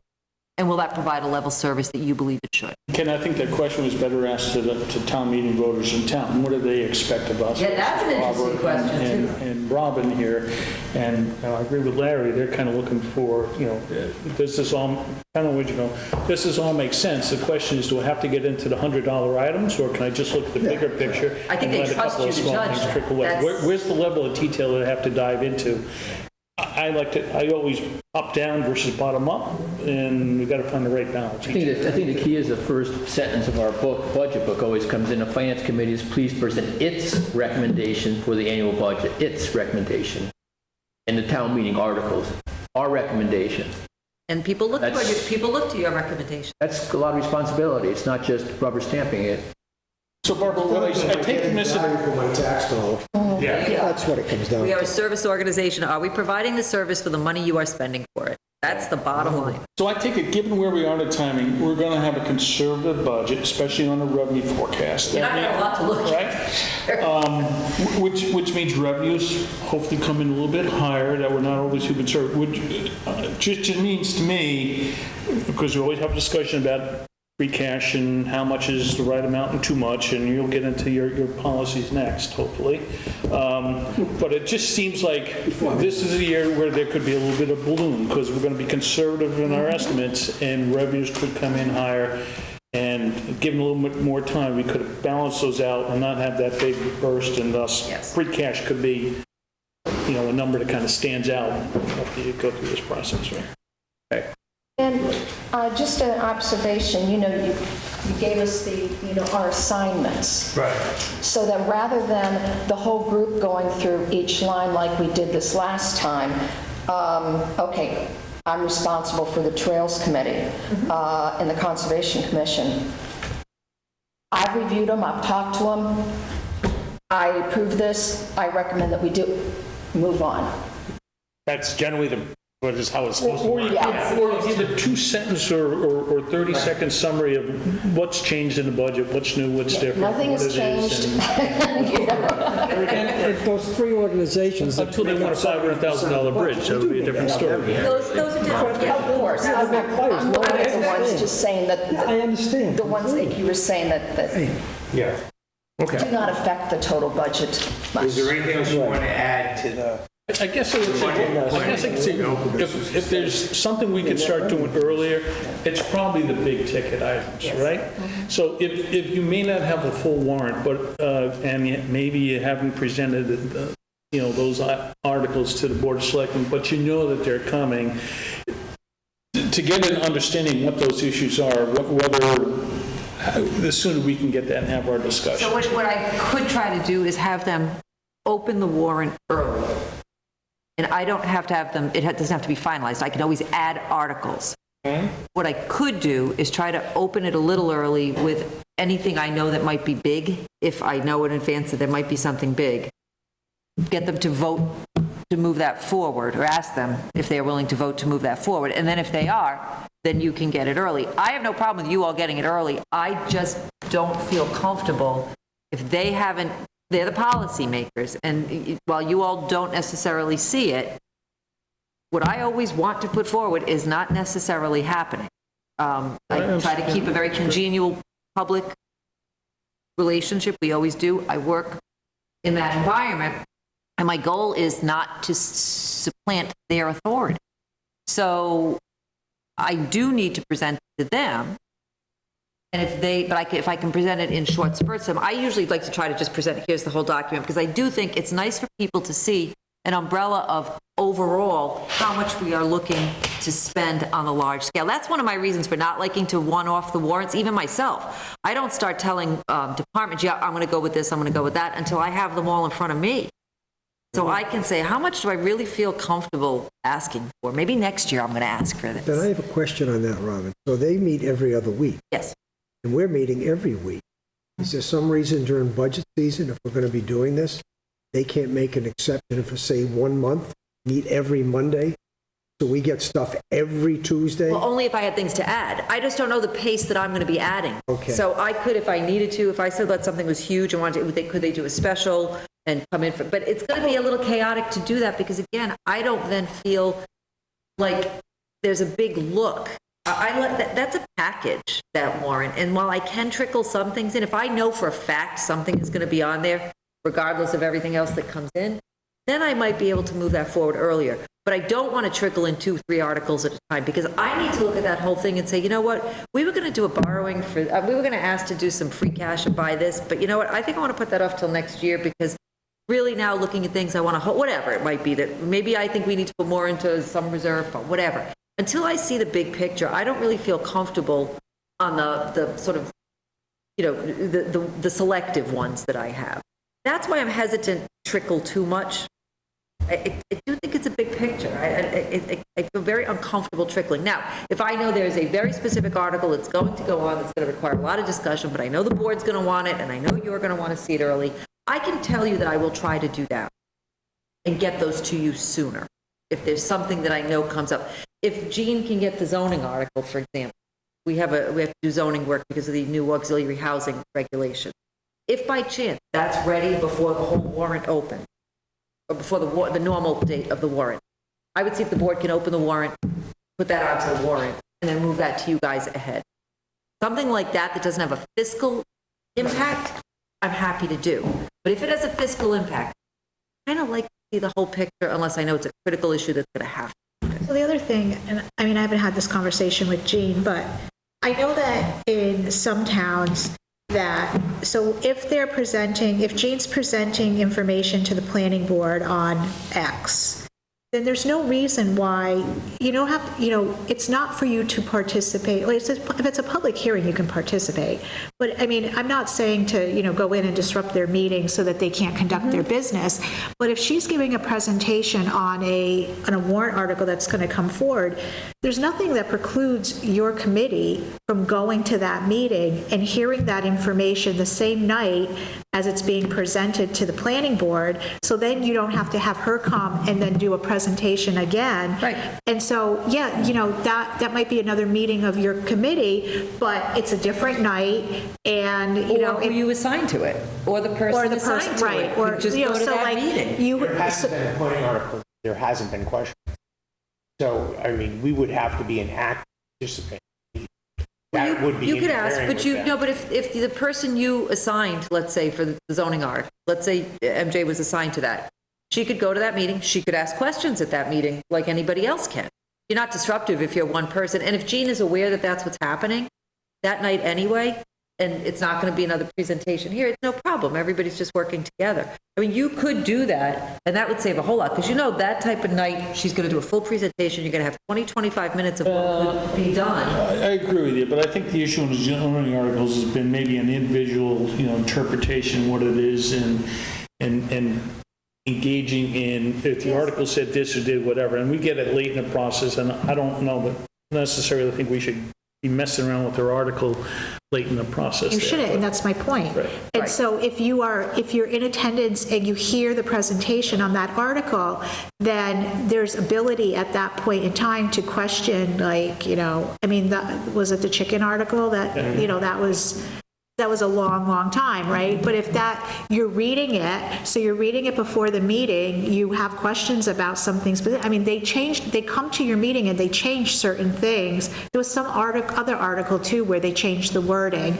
But I just think that if that kind of stuff can come at the front end as opposed to the back end, but again, I mean, we know that article's going to And be out. that's where one member going may not be able to understand what the concerns are of the others that have more coming in. I'm going to ask you guys a question, and I don't mean this in any way in a disparaging way. It's just a question because you do it differently here. Every town does it differently. Why does finance review zoning articles? All right, what? Why does finance Because review? there isn't a zoning article that doesn't have a financial impact. They all do. I mean, the cleanup last year had no financial impact.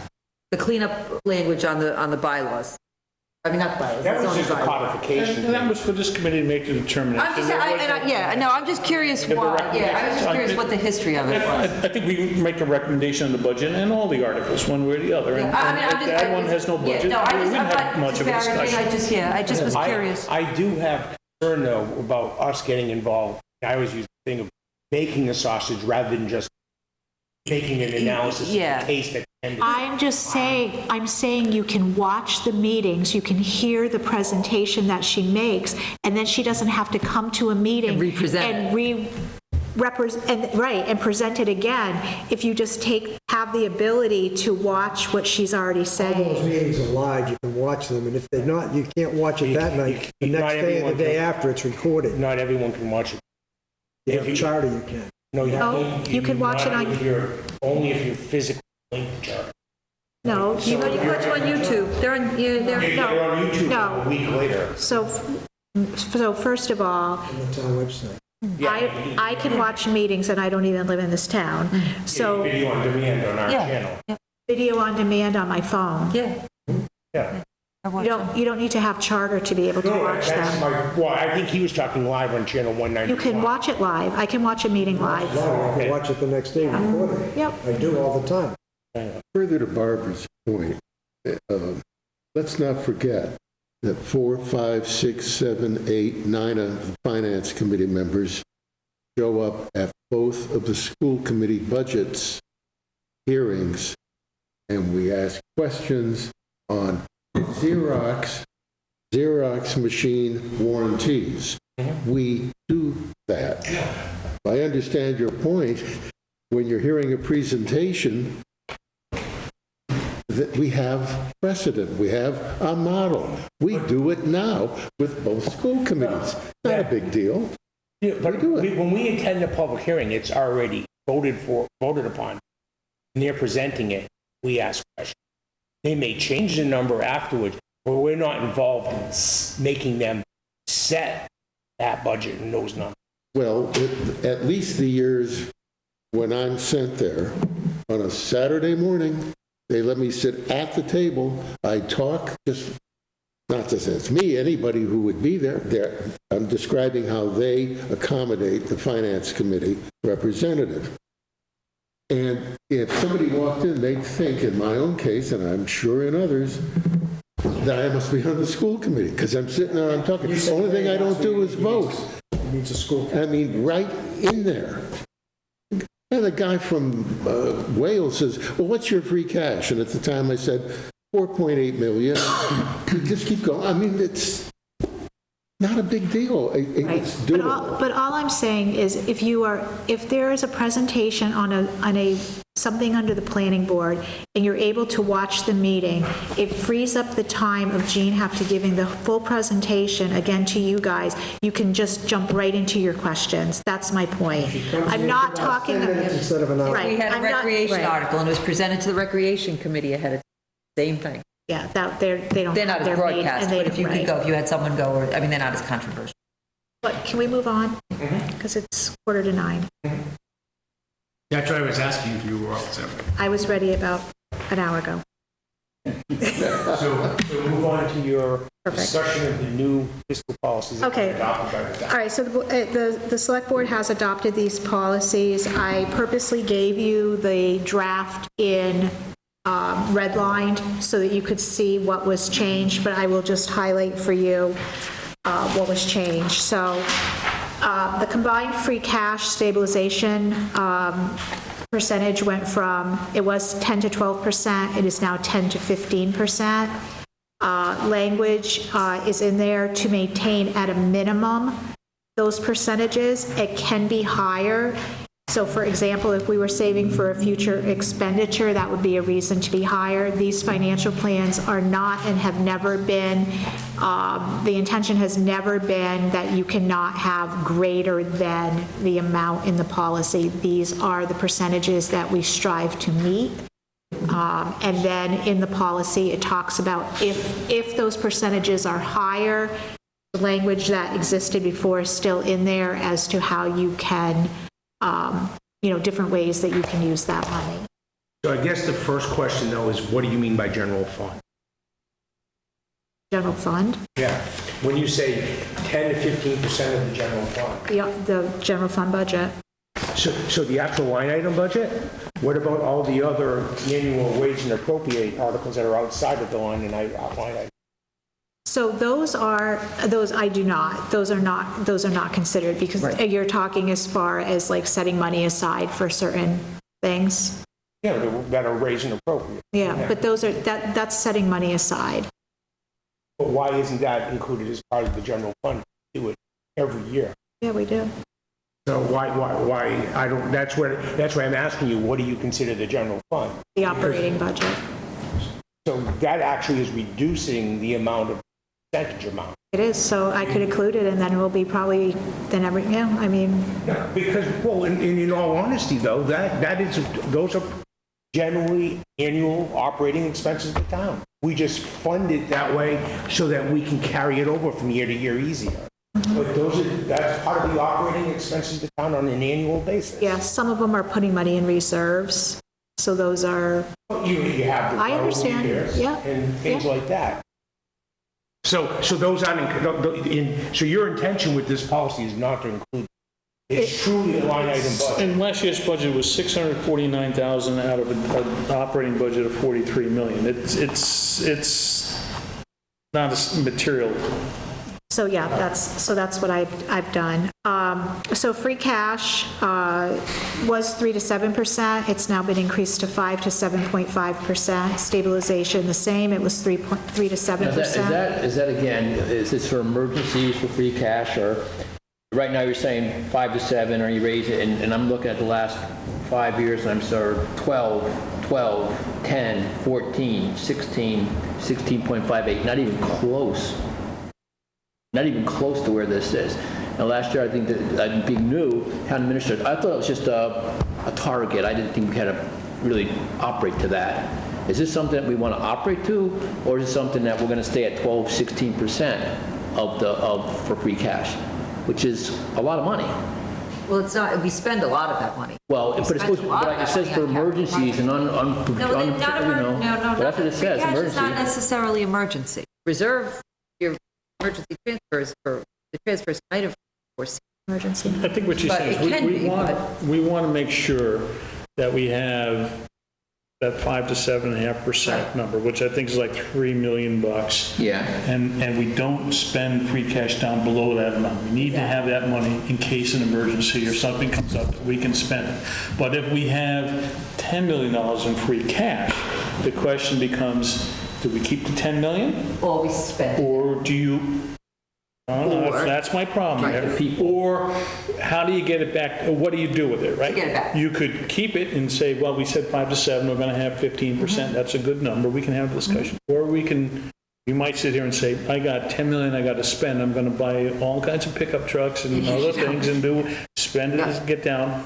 Or we have discussion of, we'll purchase some things that we need to purchase, capital items or whatever, and/or give it back and offset the tax rate. That's what we got to figure out. When we get above the target, what do we do with the money? And the factors determining that are going to change every year. If interest rates are very high, we might do it like we did now. We used a bunch of it to buy an engine, fire truck, because it would have cost, I think we figured $250 more in debt service for a taxpayer. It would have cost more to the taxpayer for debt service. Debt service than to actually buy it out of free cash.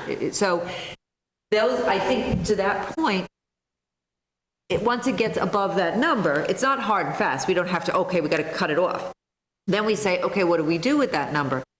We, in the more recent years, because we have been behind on some vehicles, have had a lot of infrastructure issues, have used it for capital projects, because if we don't, those are projects we're going to have to do anyway. If we're going to have to borrow and pay interest, then why would we do that? We're still going to have to tax the taxpayer for it. It's not, the misconception is it is not an overtaxing. It is, we had gaps in where we didn't hire people, we had certain things that didn't happen, revenues that did come in higher than expected. Just like anything else in your household, you have a little extra money, you say, okay, what am I going to do with this? Am I going to put it in a savings account? Or am I, you know what, I know I really need to get that roof done on the house, I've got some extra money, instead of borrowing on my HELOC at 8%, I'm going to put the roof on. So we've been responsible to not just sit on that money, but use it for what we believe are prudent. Now, using it to ever fill a budget, one-time gap fill, never. Yeah, I mean, obviously with COVID, people got a little different philosophies, but that money is not used for that. So I agree, it has been up at 10, 12. The last 10 years averaged 11.7%. So way before your time, so it wasn't like a one-time spike when you needed a fire. It's been this for like 10 years. It's been growing.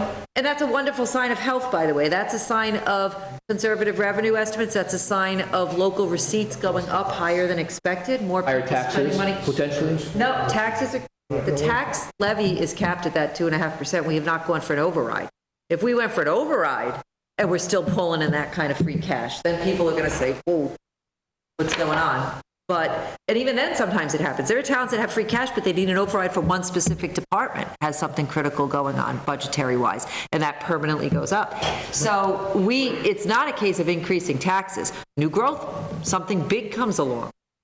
We get more money. I just want to say to both your points, it does specify in this document what some of these things, if we're in excess, can be used for. Exactly. So, I mean, this is We just an try to cover it. explanation, so. And that has always been there. That was not changed. Yeah.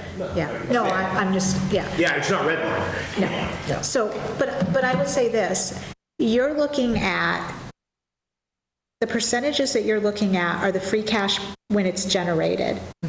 You need to look at what we spend free cash on. If we were always only generating 10%, then that means you can't spend anything. The whole idea of being fiscally sound is to be able to take that money and use it for different expenditures. And so the past several years since COVID, the spike of free cash was not just the town of Sturbridge. That happened throughout the state. And I know I sent you guys articles specifically to that, the increase. And that's what happens. When the economy is unsettled, you are going to be very conservative in budgeting revenue. I have always, through my career, any of those revenues that you look at, when I tell you that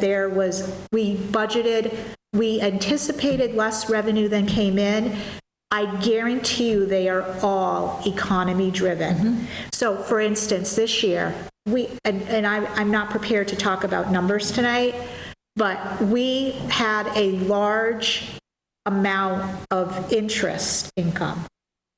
I am certainly not going to budget that interest is going to be at 5% into next year. When I had to adjust estimates when we get ready to set a tax rate, I might start thinking, but things are going to be a certain percentage and then things start changing. I mean, that's the field you're in. You understand that. So I am always going to be conservative for that. When I'm putting a budget together, it's like nobody can find vehicles, nobody can buy new cars because they're not available.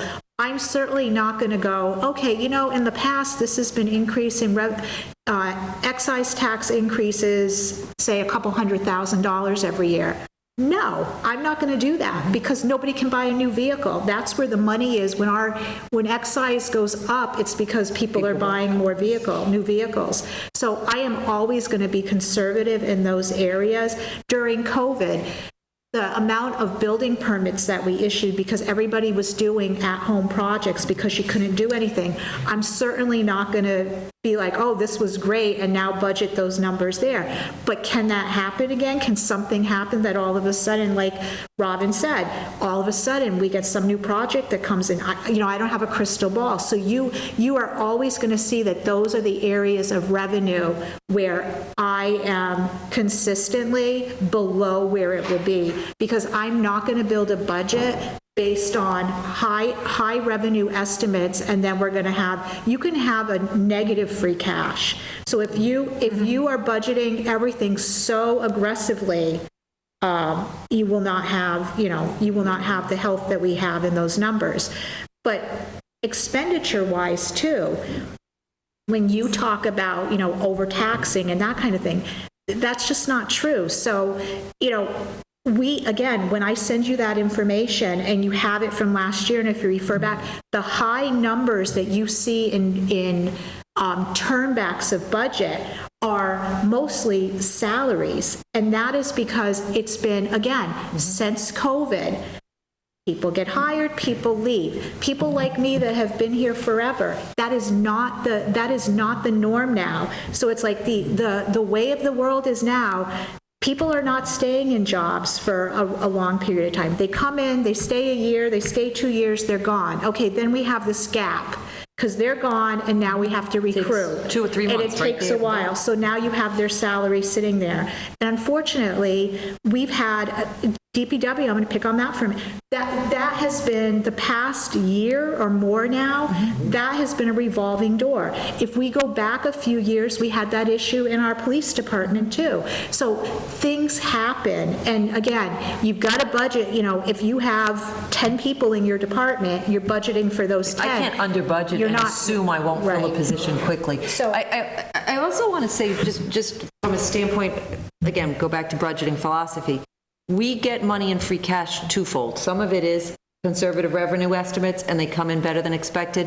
That's some of it. And some of it is this expenditure question, And how I look at it is, if we turn back, that's the expenditure question, right? So if we turn back 2 or 3% of a budget, that's pretty good, because we don't want to be turning back 0. That means we budgeted it way too close, because if one thing had gone wrong, I'm in the red. If I budget and I'm turning back 6 or 7%, maybe I over budgeted for certain things and I need to look at that the next year.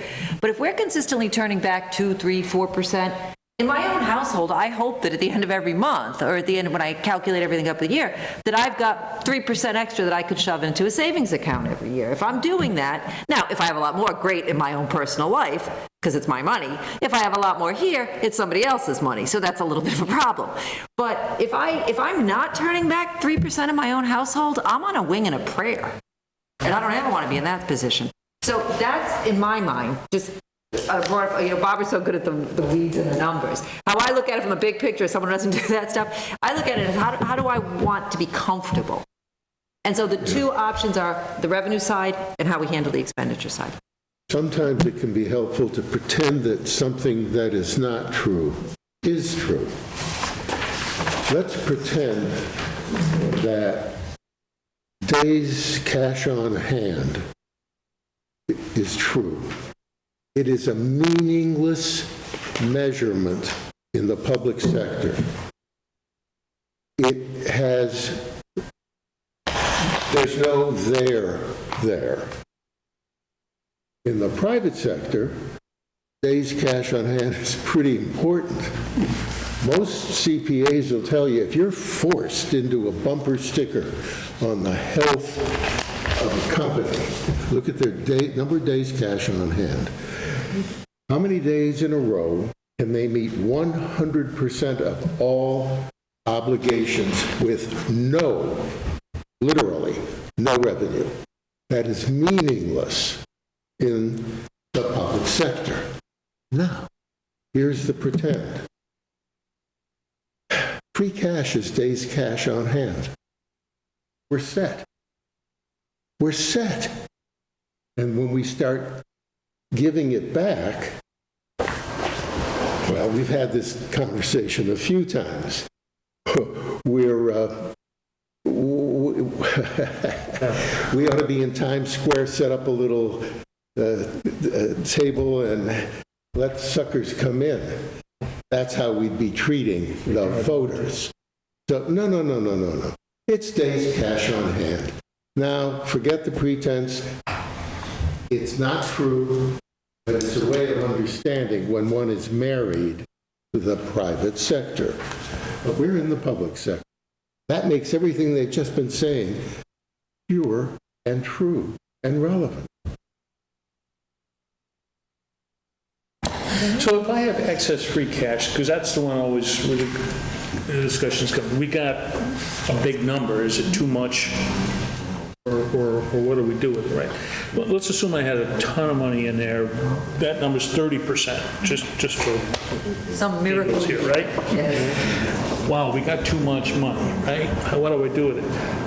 I'm not going to go back to the operating budget, which is $43 million, and make that any lower. That's not what we use free cash for. That's always got to be raised and appropriate. So that amount of money that we tax, that $43 million level, stays the same, right? We're not going to, we only need 40 because I got free cash. No.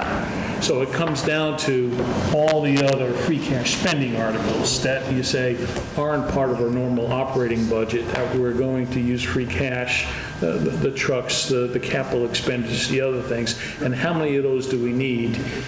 And it's not like, okay, we got an extra 20 million, let's go out and spend wildly because we got money in the bank. We only need 2 million, now we got another 18. That's where the discussion comes in. Do we keep it in the bank for the next 10 years or something down the road? Or do we sit here and say, I can offset the tax rate and give it back in that way? That's And what a year-to-year question. So there is a cap, Larry, I hear you, that it's not the hard and fast 5 to 7.5%. If it's at 8%, I'm not worried about, we got too much in the bank or maybe 9. But if it's, well beyond that, we got to say, and we bought what we need to buy, and we're not just frivolously buying. At what point's the cap that we say we got too much, we have to turn it back in another way? And there was, for the longest time on the horizon, was this radio project that we Still needed millions of dollars to deal with. So part of it was like, we know this is coming. We can see the iceberg and we can't avoid it. I might need $6 million in a year or 2 years Yeah. for a true safety need. And that's all part of looking at not the capital plan for what's coming this year, what's down the road. I can't guarantee that I would never say to you, yes, we should give some back. I can't guarantee I would never say that. If I really thought we could, believe me, I'm a taxpayer too in a town. I would love to get money back. But if we were in that wonderful situation, God bless, man, we'll give it back.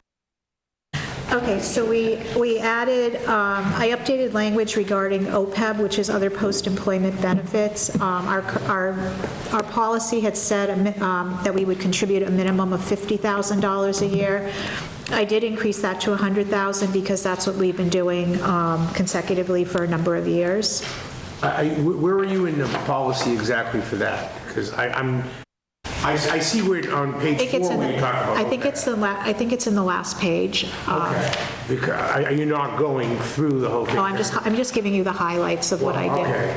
All right. Are you going to get to water and sewer? Because that's a massive. Why don't you let me go through and then we can, All right, so then water and sewer, I added language that debt excluding betterments, so this will not include betterments that we do, so we've had a lot of sewer betterments over the years. We've also had, sewer. Will not exceed 40% of the operating revenue. I added language regarding water and sewer reserves, so there was nothing in the policy as it existed regarding reserves. So now the language that was added was 35% of the operating budget, no less than $750,000 for water, and no less than $100,000. So it'd still be 35%, but not less than $1 million for sewer. I rewrote the capital planning policy, so that was one of the areas that had the most strikeouts that you can see. I tried to make it a little bit more streamlined and really explain the policy. We also increased the capital expenditures. They were currently $5,000, was, so any capital request at $5,000, we increased it to $15,000. And we also included language that the town administrator and the finance director would determine how requests of less than $15,000 are funded. So if we had a number of small items for capital that we still considered fell under the capital definition, but were less than $15,000, if we could not afford, so the way the capital plan, or the financial policies are now regarding to capital, it says that those smaller items will be put in the budget. So if we had a year where we couldn't afford to put those in the budget as raise and appropriate, and we still wanted to have them funded, there's nothing precluding us because they're under $15,000 to be included as part of the capital plan or in some other mechanism to be funded outside of the budget, even though that's what's discussed in the But the spirit is policy. to try to put those into a budget. But this perfect example is this year, if it's tight because we don't know what revenues and we're super tight, and I have a really important thing that comes up for $5,000, it has a 5-year life on it, we might say, you know what, we have to relax that rule a little bit. Right. We don't want to ever have anything so hard and fast that we can't account for the unexpected and be in a jackpot. And then, so language was also added, so I have been doing this, but it wasn't written, so I added language that tax impacts or rate impacts of borrowings will be included in recommendations. So if we have a water or sewer article, for instance, we want to say, this borrowing is going to cost you 25 cents on the water rate, for instance. And then if it was for the senior center project, for instance, we did say, the senior, if that project was approved, it would be X number of dollars on the average home value. But I just added language to say it will be included, so that going forward, that should be something, and I foresee it as being, right in the text box of town meetings, spelling that out. So I think a lot of times we talk about it at public meetings as what the impact is, but we don't necessarily, we have the information, but we don't print it in the book always. So that would be something we would do going forward. And then I also updated the debt management section. I think it's a lot clearer now, just explaining like what the borrowing process is, how it works. And that was basically it. There's a lot of language changes, just changing of words here and there, obviously updating Board of Selectmen to Select Board throughout the policy. And that's pretty much the highlights of what was changed. And you didn't change these sections, and this forced me to look at them, but could you explain the difference between the stabilization fund and the capital stabilization funds? Because I guess in my mind, I would merge those together, but they truly are separate funds for separate purpose. Yep, so stabilization, just a general stabilization fund can be spent for any purpose. The capital stabilization fund, it was several years ago where we established that, and that was specifically for capital. So right now, we have historically used free cash to fund our capital budget every single year. Every year that I've been here for as long as I can remember, it is funded with free cash. So if we got to a point where that free cash dipped, we don't want to be in a situation where we can't afford capital expenditures, and so that's the purpose of that capital stabilization fund. And the way I read this, that stabilization fund, which I think we're at $3.1 million after the money we put in this year. Mm-hmm. That looks like it's got more strings on it for when we can go. You said we can use it for whatever, but it really says capital purchases only when the balance of the fund exceeds 5%. So you want to keep the minimum in there. Right. Yeah. So if the 3.1 is not 5% of our budget, then we're not pulling money out of it this year. So again, What the these intent is. policies aren't, these are our financial goals. So let's use water and sewer as very good examples.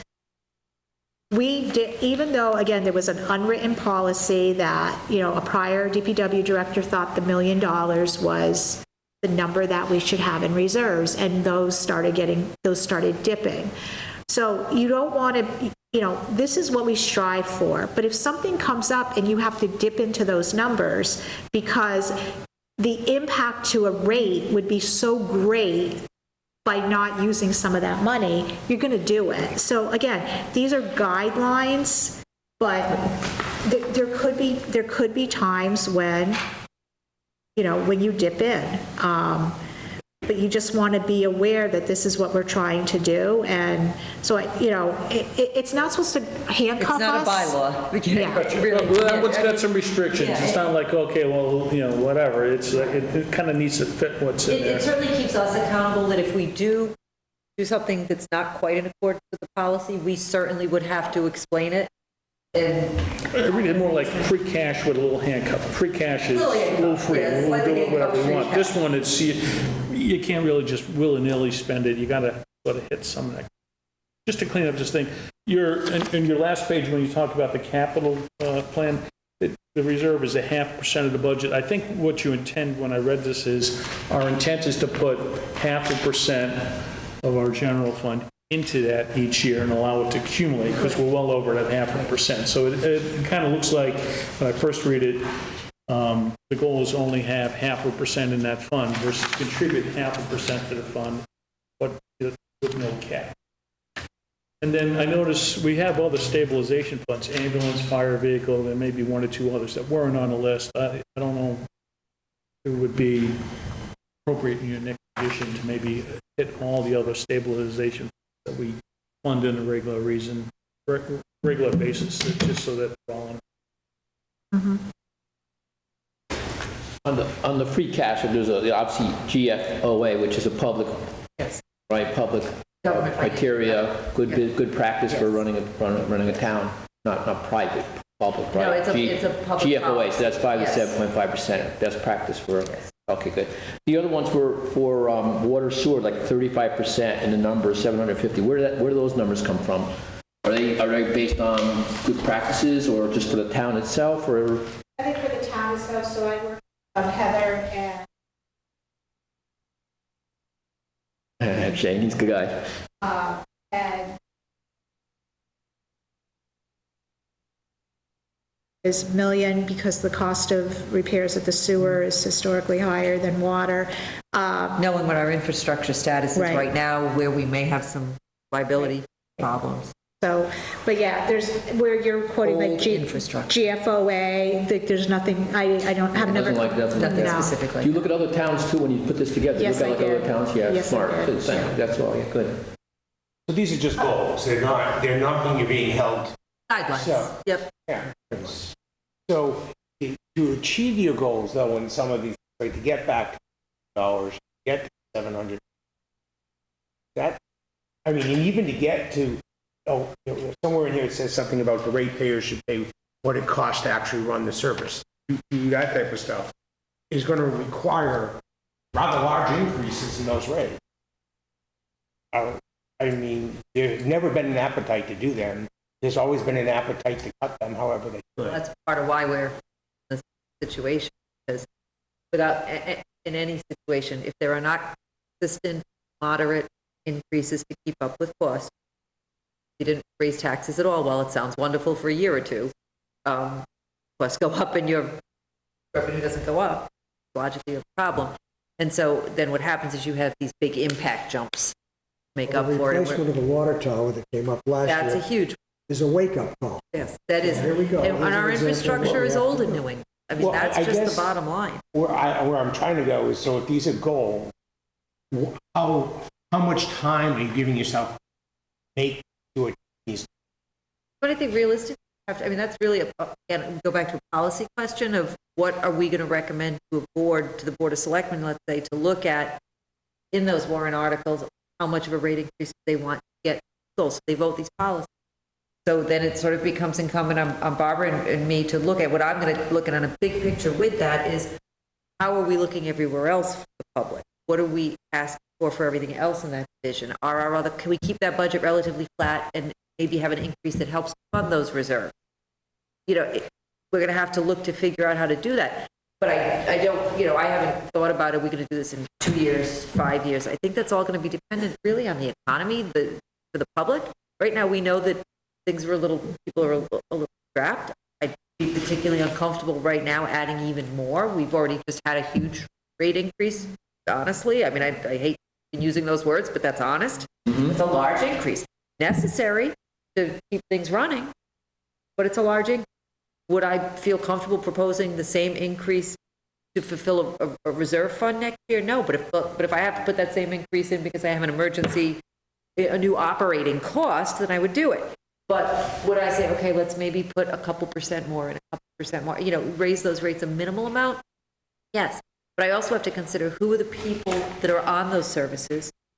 We had the reval. We know that certain areas of town get hit hard, other areas don't get hit as hard. Other areas will only see the normal balance, levy, all that, but others are going to get disproportionately higher when a reval happens. So is this the year that I would want to say to those people that have water sewer, because oh, by the way, you're going to get another, 20% on your sewer rate? No, I probably am not. So the recommendations, now the board certainly can override that, but the recommendations I'm going to make be based on a lot of facts, numbers Barbara's presenting to me, what we're looking at, what Heather says we've got coming, what she sees might break. Okay, Robin, I can patch this together for another year. I don't think we're going to be able to patch this one together. You better have some money set aside for me because it might break in 6 months. I might be able to make a year, but I might not. So, I mean, I think I have to look at a lot of factors before I make any final recommendation on how quickly to fill it. And I don't want to strap us into a time frame. No, I and guess. then all of a sudden say, hey, you got a 50% increase this year. Even if you said it was 10 or 15, I mean, I guess how realistic are some of these things and how much of them are really a pie in the sky we want to get to? Because some of these things look like it would be very difficult. The water sewer? Yeah. We were there. I know, but we were deliberately taken away from.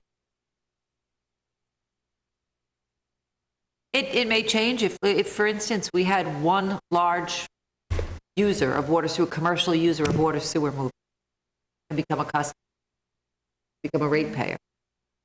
There's revenue generated.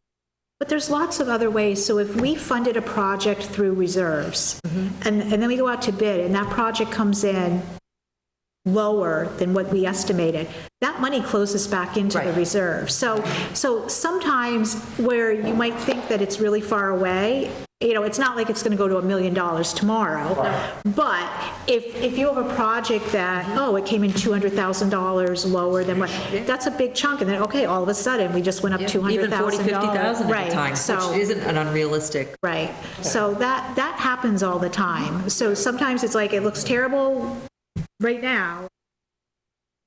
Jump from 50 and now we're back at 350 or 4. Well, We funded a couple of the big dollar items for water and the water department by borrowing, right? The tank is a borrowing article. It's a debt service. And you're not there yet. You don't know what the full cost of that project is. So you've set rates assuming you're going to need to borrow that full amount. So you could, that'd be another area where that can come in. Your borrowing costs in that line on may be smaller if. so because we haven't gone out to bid yet for those projects, like that's not even in the rate yet.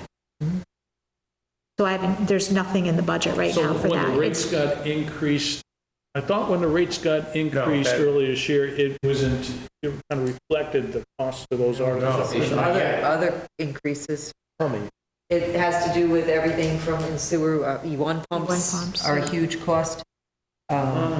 Did not include the new water tank. No. That did not include the debt. We took a tour, three of us, and Shane was talking, and he was talking some pretty serious numbers. Yeah. Like, you're talking like in the tens of 20s of millions for what we need to do. water. That's huge. I don't even know how you swallow that. I That's don't just even water, know. and those rates haven't gone up to the same degree That whole that sewer has. operation, water and sewer and DPW is in dire need. Fusion of In this context, in the matter of goals and painting them, isn't the purpose of a goal, this context, to set the nature journey? The journey is more important. once the goal sets its tone, worry about it. Nobody in the world. So it gives form, shape, energy, and serious deep guidance to the journey to the goal. Journeys are always, what happens when you hit the goal? Now you got nothing to do. I'll be happy the when I hit journey. that goal. No, I hear you. Let's just hope the North Star is worked upon and policy setters follow it. Just make sure our reach always exceeds the grasp.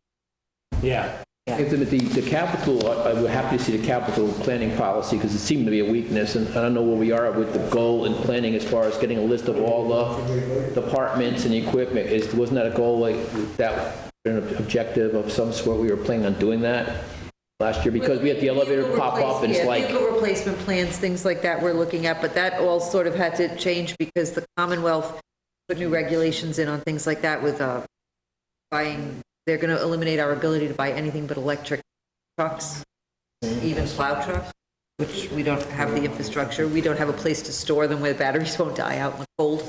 But they've delayed that for a year, but what's happening is because of the delay for a year, everybody is buying up everything now because this may be our last run of diesel trucks. And so something like that, for example, so we could have all the best intentions in the world of a vehicle replacement policy, but the Commonwealth regulation just blew that all up. I think it was like a list of all the, per department of like, oldest elevator for the library, it's 35 years old. It's on a list. Yeah, capital. Yeah, we know we have to plan for trucks, the trucks that we replaced last year, the big trucks with the salters and stuff. Each department generally has a 5-year. Yeah, so when you go to your book for under capital, there is a, Yes. there's a thing like this, and that was every department. Because it seems like more times than not, we get blindsided by it, just like the Otis elevator, we just got blindsided. I mean, that's not, Oh, that's unexpected, but well, that's why you have a plan, But it right? was on her radar for like 2 years from now, so we knew it was coming, but again, it's a judgment call, but we had other things that had to get done first. Right, so we just spent a lot of money on the HVAC at the Right. library. So again, ARPA you prioritize as to, okay, you know what, the HVAC needs to get done. That's the more urgent over the elevator right now. We can't do everything at once. So, but, I mean, those things are all on the list, but unfortunately, something else comes up. And so, the capital plan is only as good as the day you write it. Right. And then everything switches. So if you took this book and you looked at the forecast for any department, something that, the police chief thought, this is what I'm going to ask for next year. So here's my capital plan this year. Next year, I'm going to buy this. I guarantee you that when we get to next year, some of that stuff goes out to this year because something else came up that he thought was 3 years out that now has to move up. So, I understand. yeah, but I mean, yeah. And this is why we have free, this is exactly why we have the free cash. I know. So that this elevator that we were hoping we could get another 2 years out of, Free cash, can't, yeah. we buy it now. Free cash offsets for capital planning, so we can't plan, so the free cash is there, because hopefully all of these departments don't hire people, so we have more and more free cash, so when something happens that we didn't plan on, and from a capital perspective, we can pull out a free cash, but as soon as we get full employment and we don't get that surplus of free cash because people are not employed because whatever, then we have a problem. All I'm saying is I thought we were going to have a list of per department of the trucks. Now, things will change. Of course it's going to change day in, day out. I mean, whatever could happen. But at least you have a list saying the elevator is 35 years old. We got to look at it. The water tank is whatever's going to happen to it. We got to replace it. That's all it is. Now, you're right. Next week, something else can change completely. Guaranteed. As a matter of fact, you can guarantee on it. But you still need a list. Right, we have those general departmental But lists. Definition of capital project, you said change from 5,000 to what? 15. It shows 215. no, the two was crossed out. I think it was going to be 25,000. Yeah, it was. We went back and forth. We went back and forth on it. We thought that was a big jump. 5 to 25 was going to be a big jump. So it's 15. Okay, mine still says 215. That's a lot. That's a big jump. My two was crossed out. 215 is a huge jump, yeah. Okay, We're not that aggressive. Barbara, are you tired yet? Just a little. Robin is tired. No, this is good. This is actually. This is Barbara's baby, though. She's done phenomenal work on A this. long day for you guys. Yeah. We appreciate, that's great. Good document. Thank you. Barbara does a great job. Best part is you have to be back here in 11 hours. Yeah, let's see. We'll see. I can't, I got animals that'll leave me up at 4:30. That's the bigger issue. All right. Anything Any else? other, yeah, any questions? That's all right. All right, well, thank you. Doesn't both kill for you, makes you attending and stronger. and addressing things. Yeah. That was great. Thank you all. Good job. Thank you. Excellent job. Thank you. You're going to be all set if I leave and, All we have are meeting minutes left. We'll leave you alone with the meeting. Okay. Not shy. log that off, or you want me to do that before I leave, or? No, I can log that off. Okay. Mike is still there. Thank you, Oh, everyone. sorry, yeah, you're right. And please don't hesitate if you ever have questions individually. I'm always happy to answer. Just email me and pop by, whatever. Have a good night, thank you. Thank you all. Drive safely. Thank you. Good night. So we have the meeting minutes of August 8th, 2020. I make a motion that we accept the minutes of the August 8th, 2024 meeting as presented. I second. Enough? I have a couple things. Go for it. Please look at the section headed Reorganization of Finance Committee. A, B, and C. I think where the word appoint appears in each, it should read elect. Also, at the very end, after adjournment, we have to add some information. Otherwise, this is not a document, it is a reminiscence. We have to have either the word submitted or respectfully submitted, followed by a colon or a comma. Under that, the name of the writer.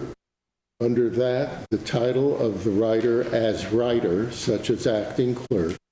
And under that, the date it was submitted. Otherwise, it's not memorializing anything. I've seen other boards and committees doing that. That has not been. They are all wrong. So I'll amend my motion to modify Adding the... what you're talking about. We have not, as a finance committee, added that in our minutes. We all have the years I've been always there. been wrong until now. So you want submitted, and that be name. The name of the writer, Yeah. the title of the writer as writer. I mean, a person might have a dozen titles, but the relevant title, So that, yeah. and the date submitted, and then the replacement of the word option or appointment, appoint, in three places become elect.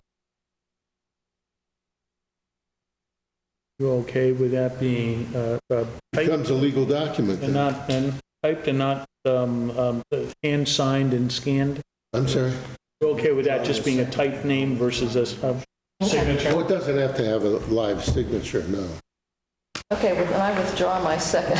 Well, I think. So once your motion is just approve as amended, right? Yeah, that was Jim's. Okay, Who said it? You did. Said you approved Larry's changes. I'll make a motion. We have to withdraw the initial motion, don't we? Larry? The Well, initial you motion technically was did. seconded. If she withdraws her second, the motion dies for lack of a second, then the floor is open for a I'll motion. make, I withdraw my second. okay, and I'll amend my original motion. No, you can make a I'll motion. make a motion to approve the minutes As amended. as by Larry. amended by Larry. I second. Any further questions or comments on those 7 minutes? All those in favor? And opposed? I have to abstain, I wasn't here. How Okay. about my, Mike, what are you saying? I have to abstain, I don't believe I was there. Abstain as well. That's 602. So MH and MM staying. Yeah. I don't even know who wrote. Did you write Take care of it. these? I don't know who did. Doesn't matter. Okay. All right, wait, hang on, we still got new business? Buddy? Topic.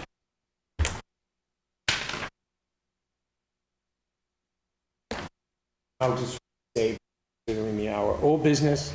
Oh, I just have a question. sure. As far as, the liaison assignments,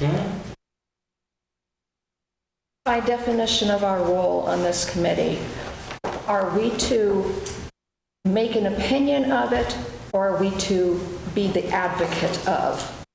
Both. Both. You kind of, you review it, and if you have questions, you would meet with the department head, and hopefully they answer your questions, you'd come back, like I said earlier, Right. to this committee, make your recommendations to us.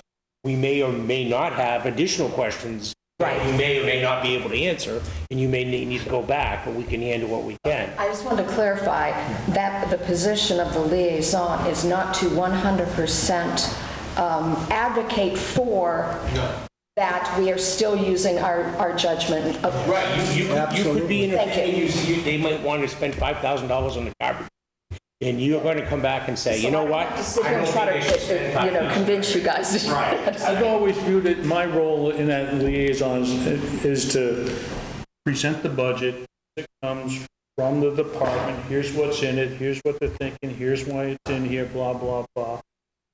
And then, in the end, if I'm 100% before it, I'm not necessarily the advocate. It's just, here's the facts, here's what's going on, and help answer the questions. Or if I don't like something in there, it's not to twist it, to give the facts as the department wants it to make sure it comes across so people are informed of it, and then we have an opinion for or against, is separate from that role as liaison. Okay, And thank you you. can bring the department an idea. Right. Believe it or not, there's a little law that says they can't say no. They have to come in. That's it. And they have to answer the question. Yeah. I don't think it's ever been used here. Try to, Okay. Whole business? Access? Then I'll take a motion for adjournment. Do I have a second? Larry? All right. All those in favor of adjournment at 9:31? I can go right ahead and get your hand up.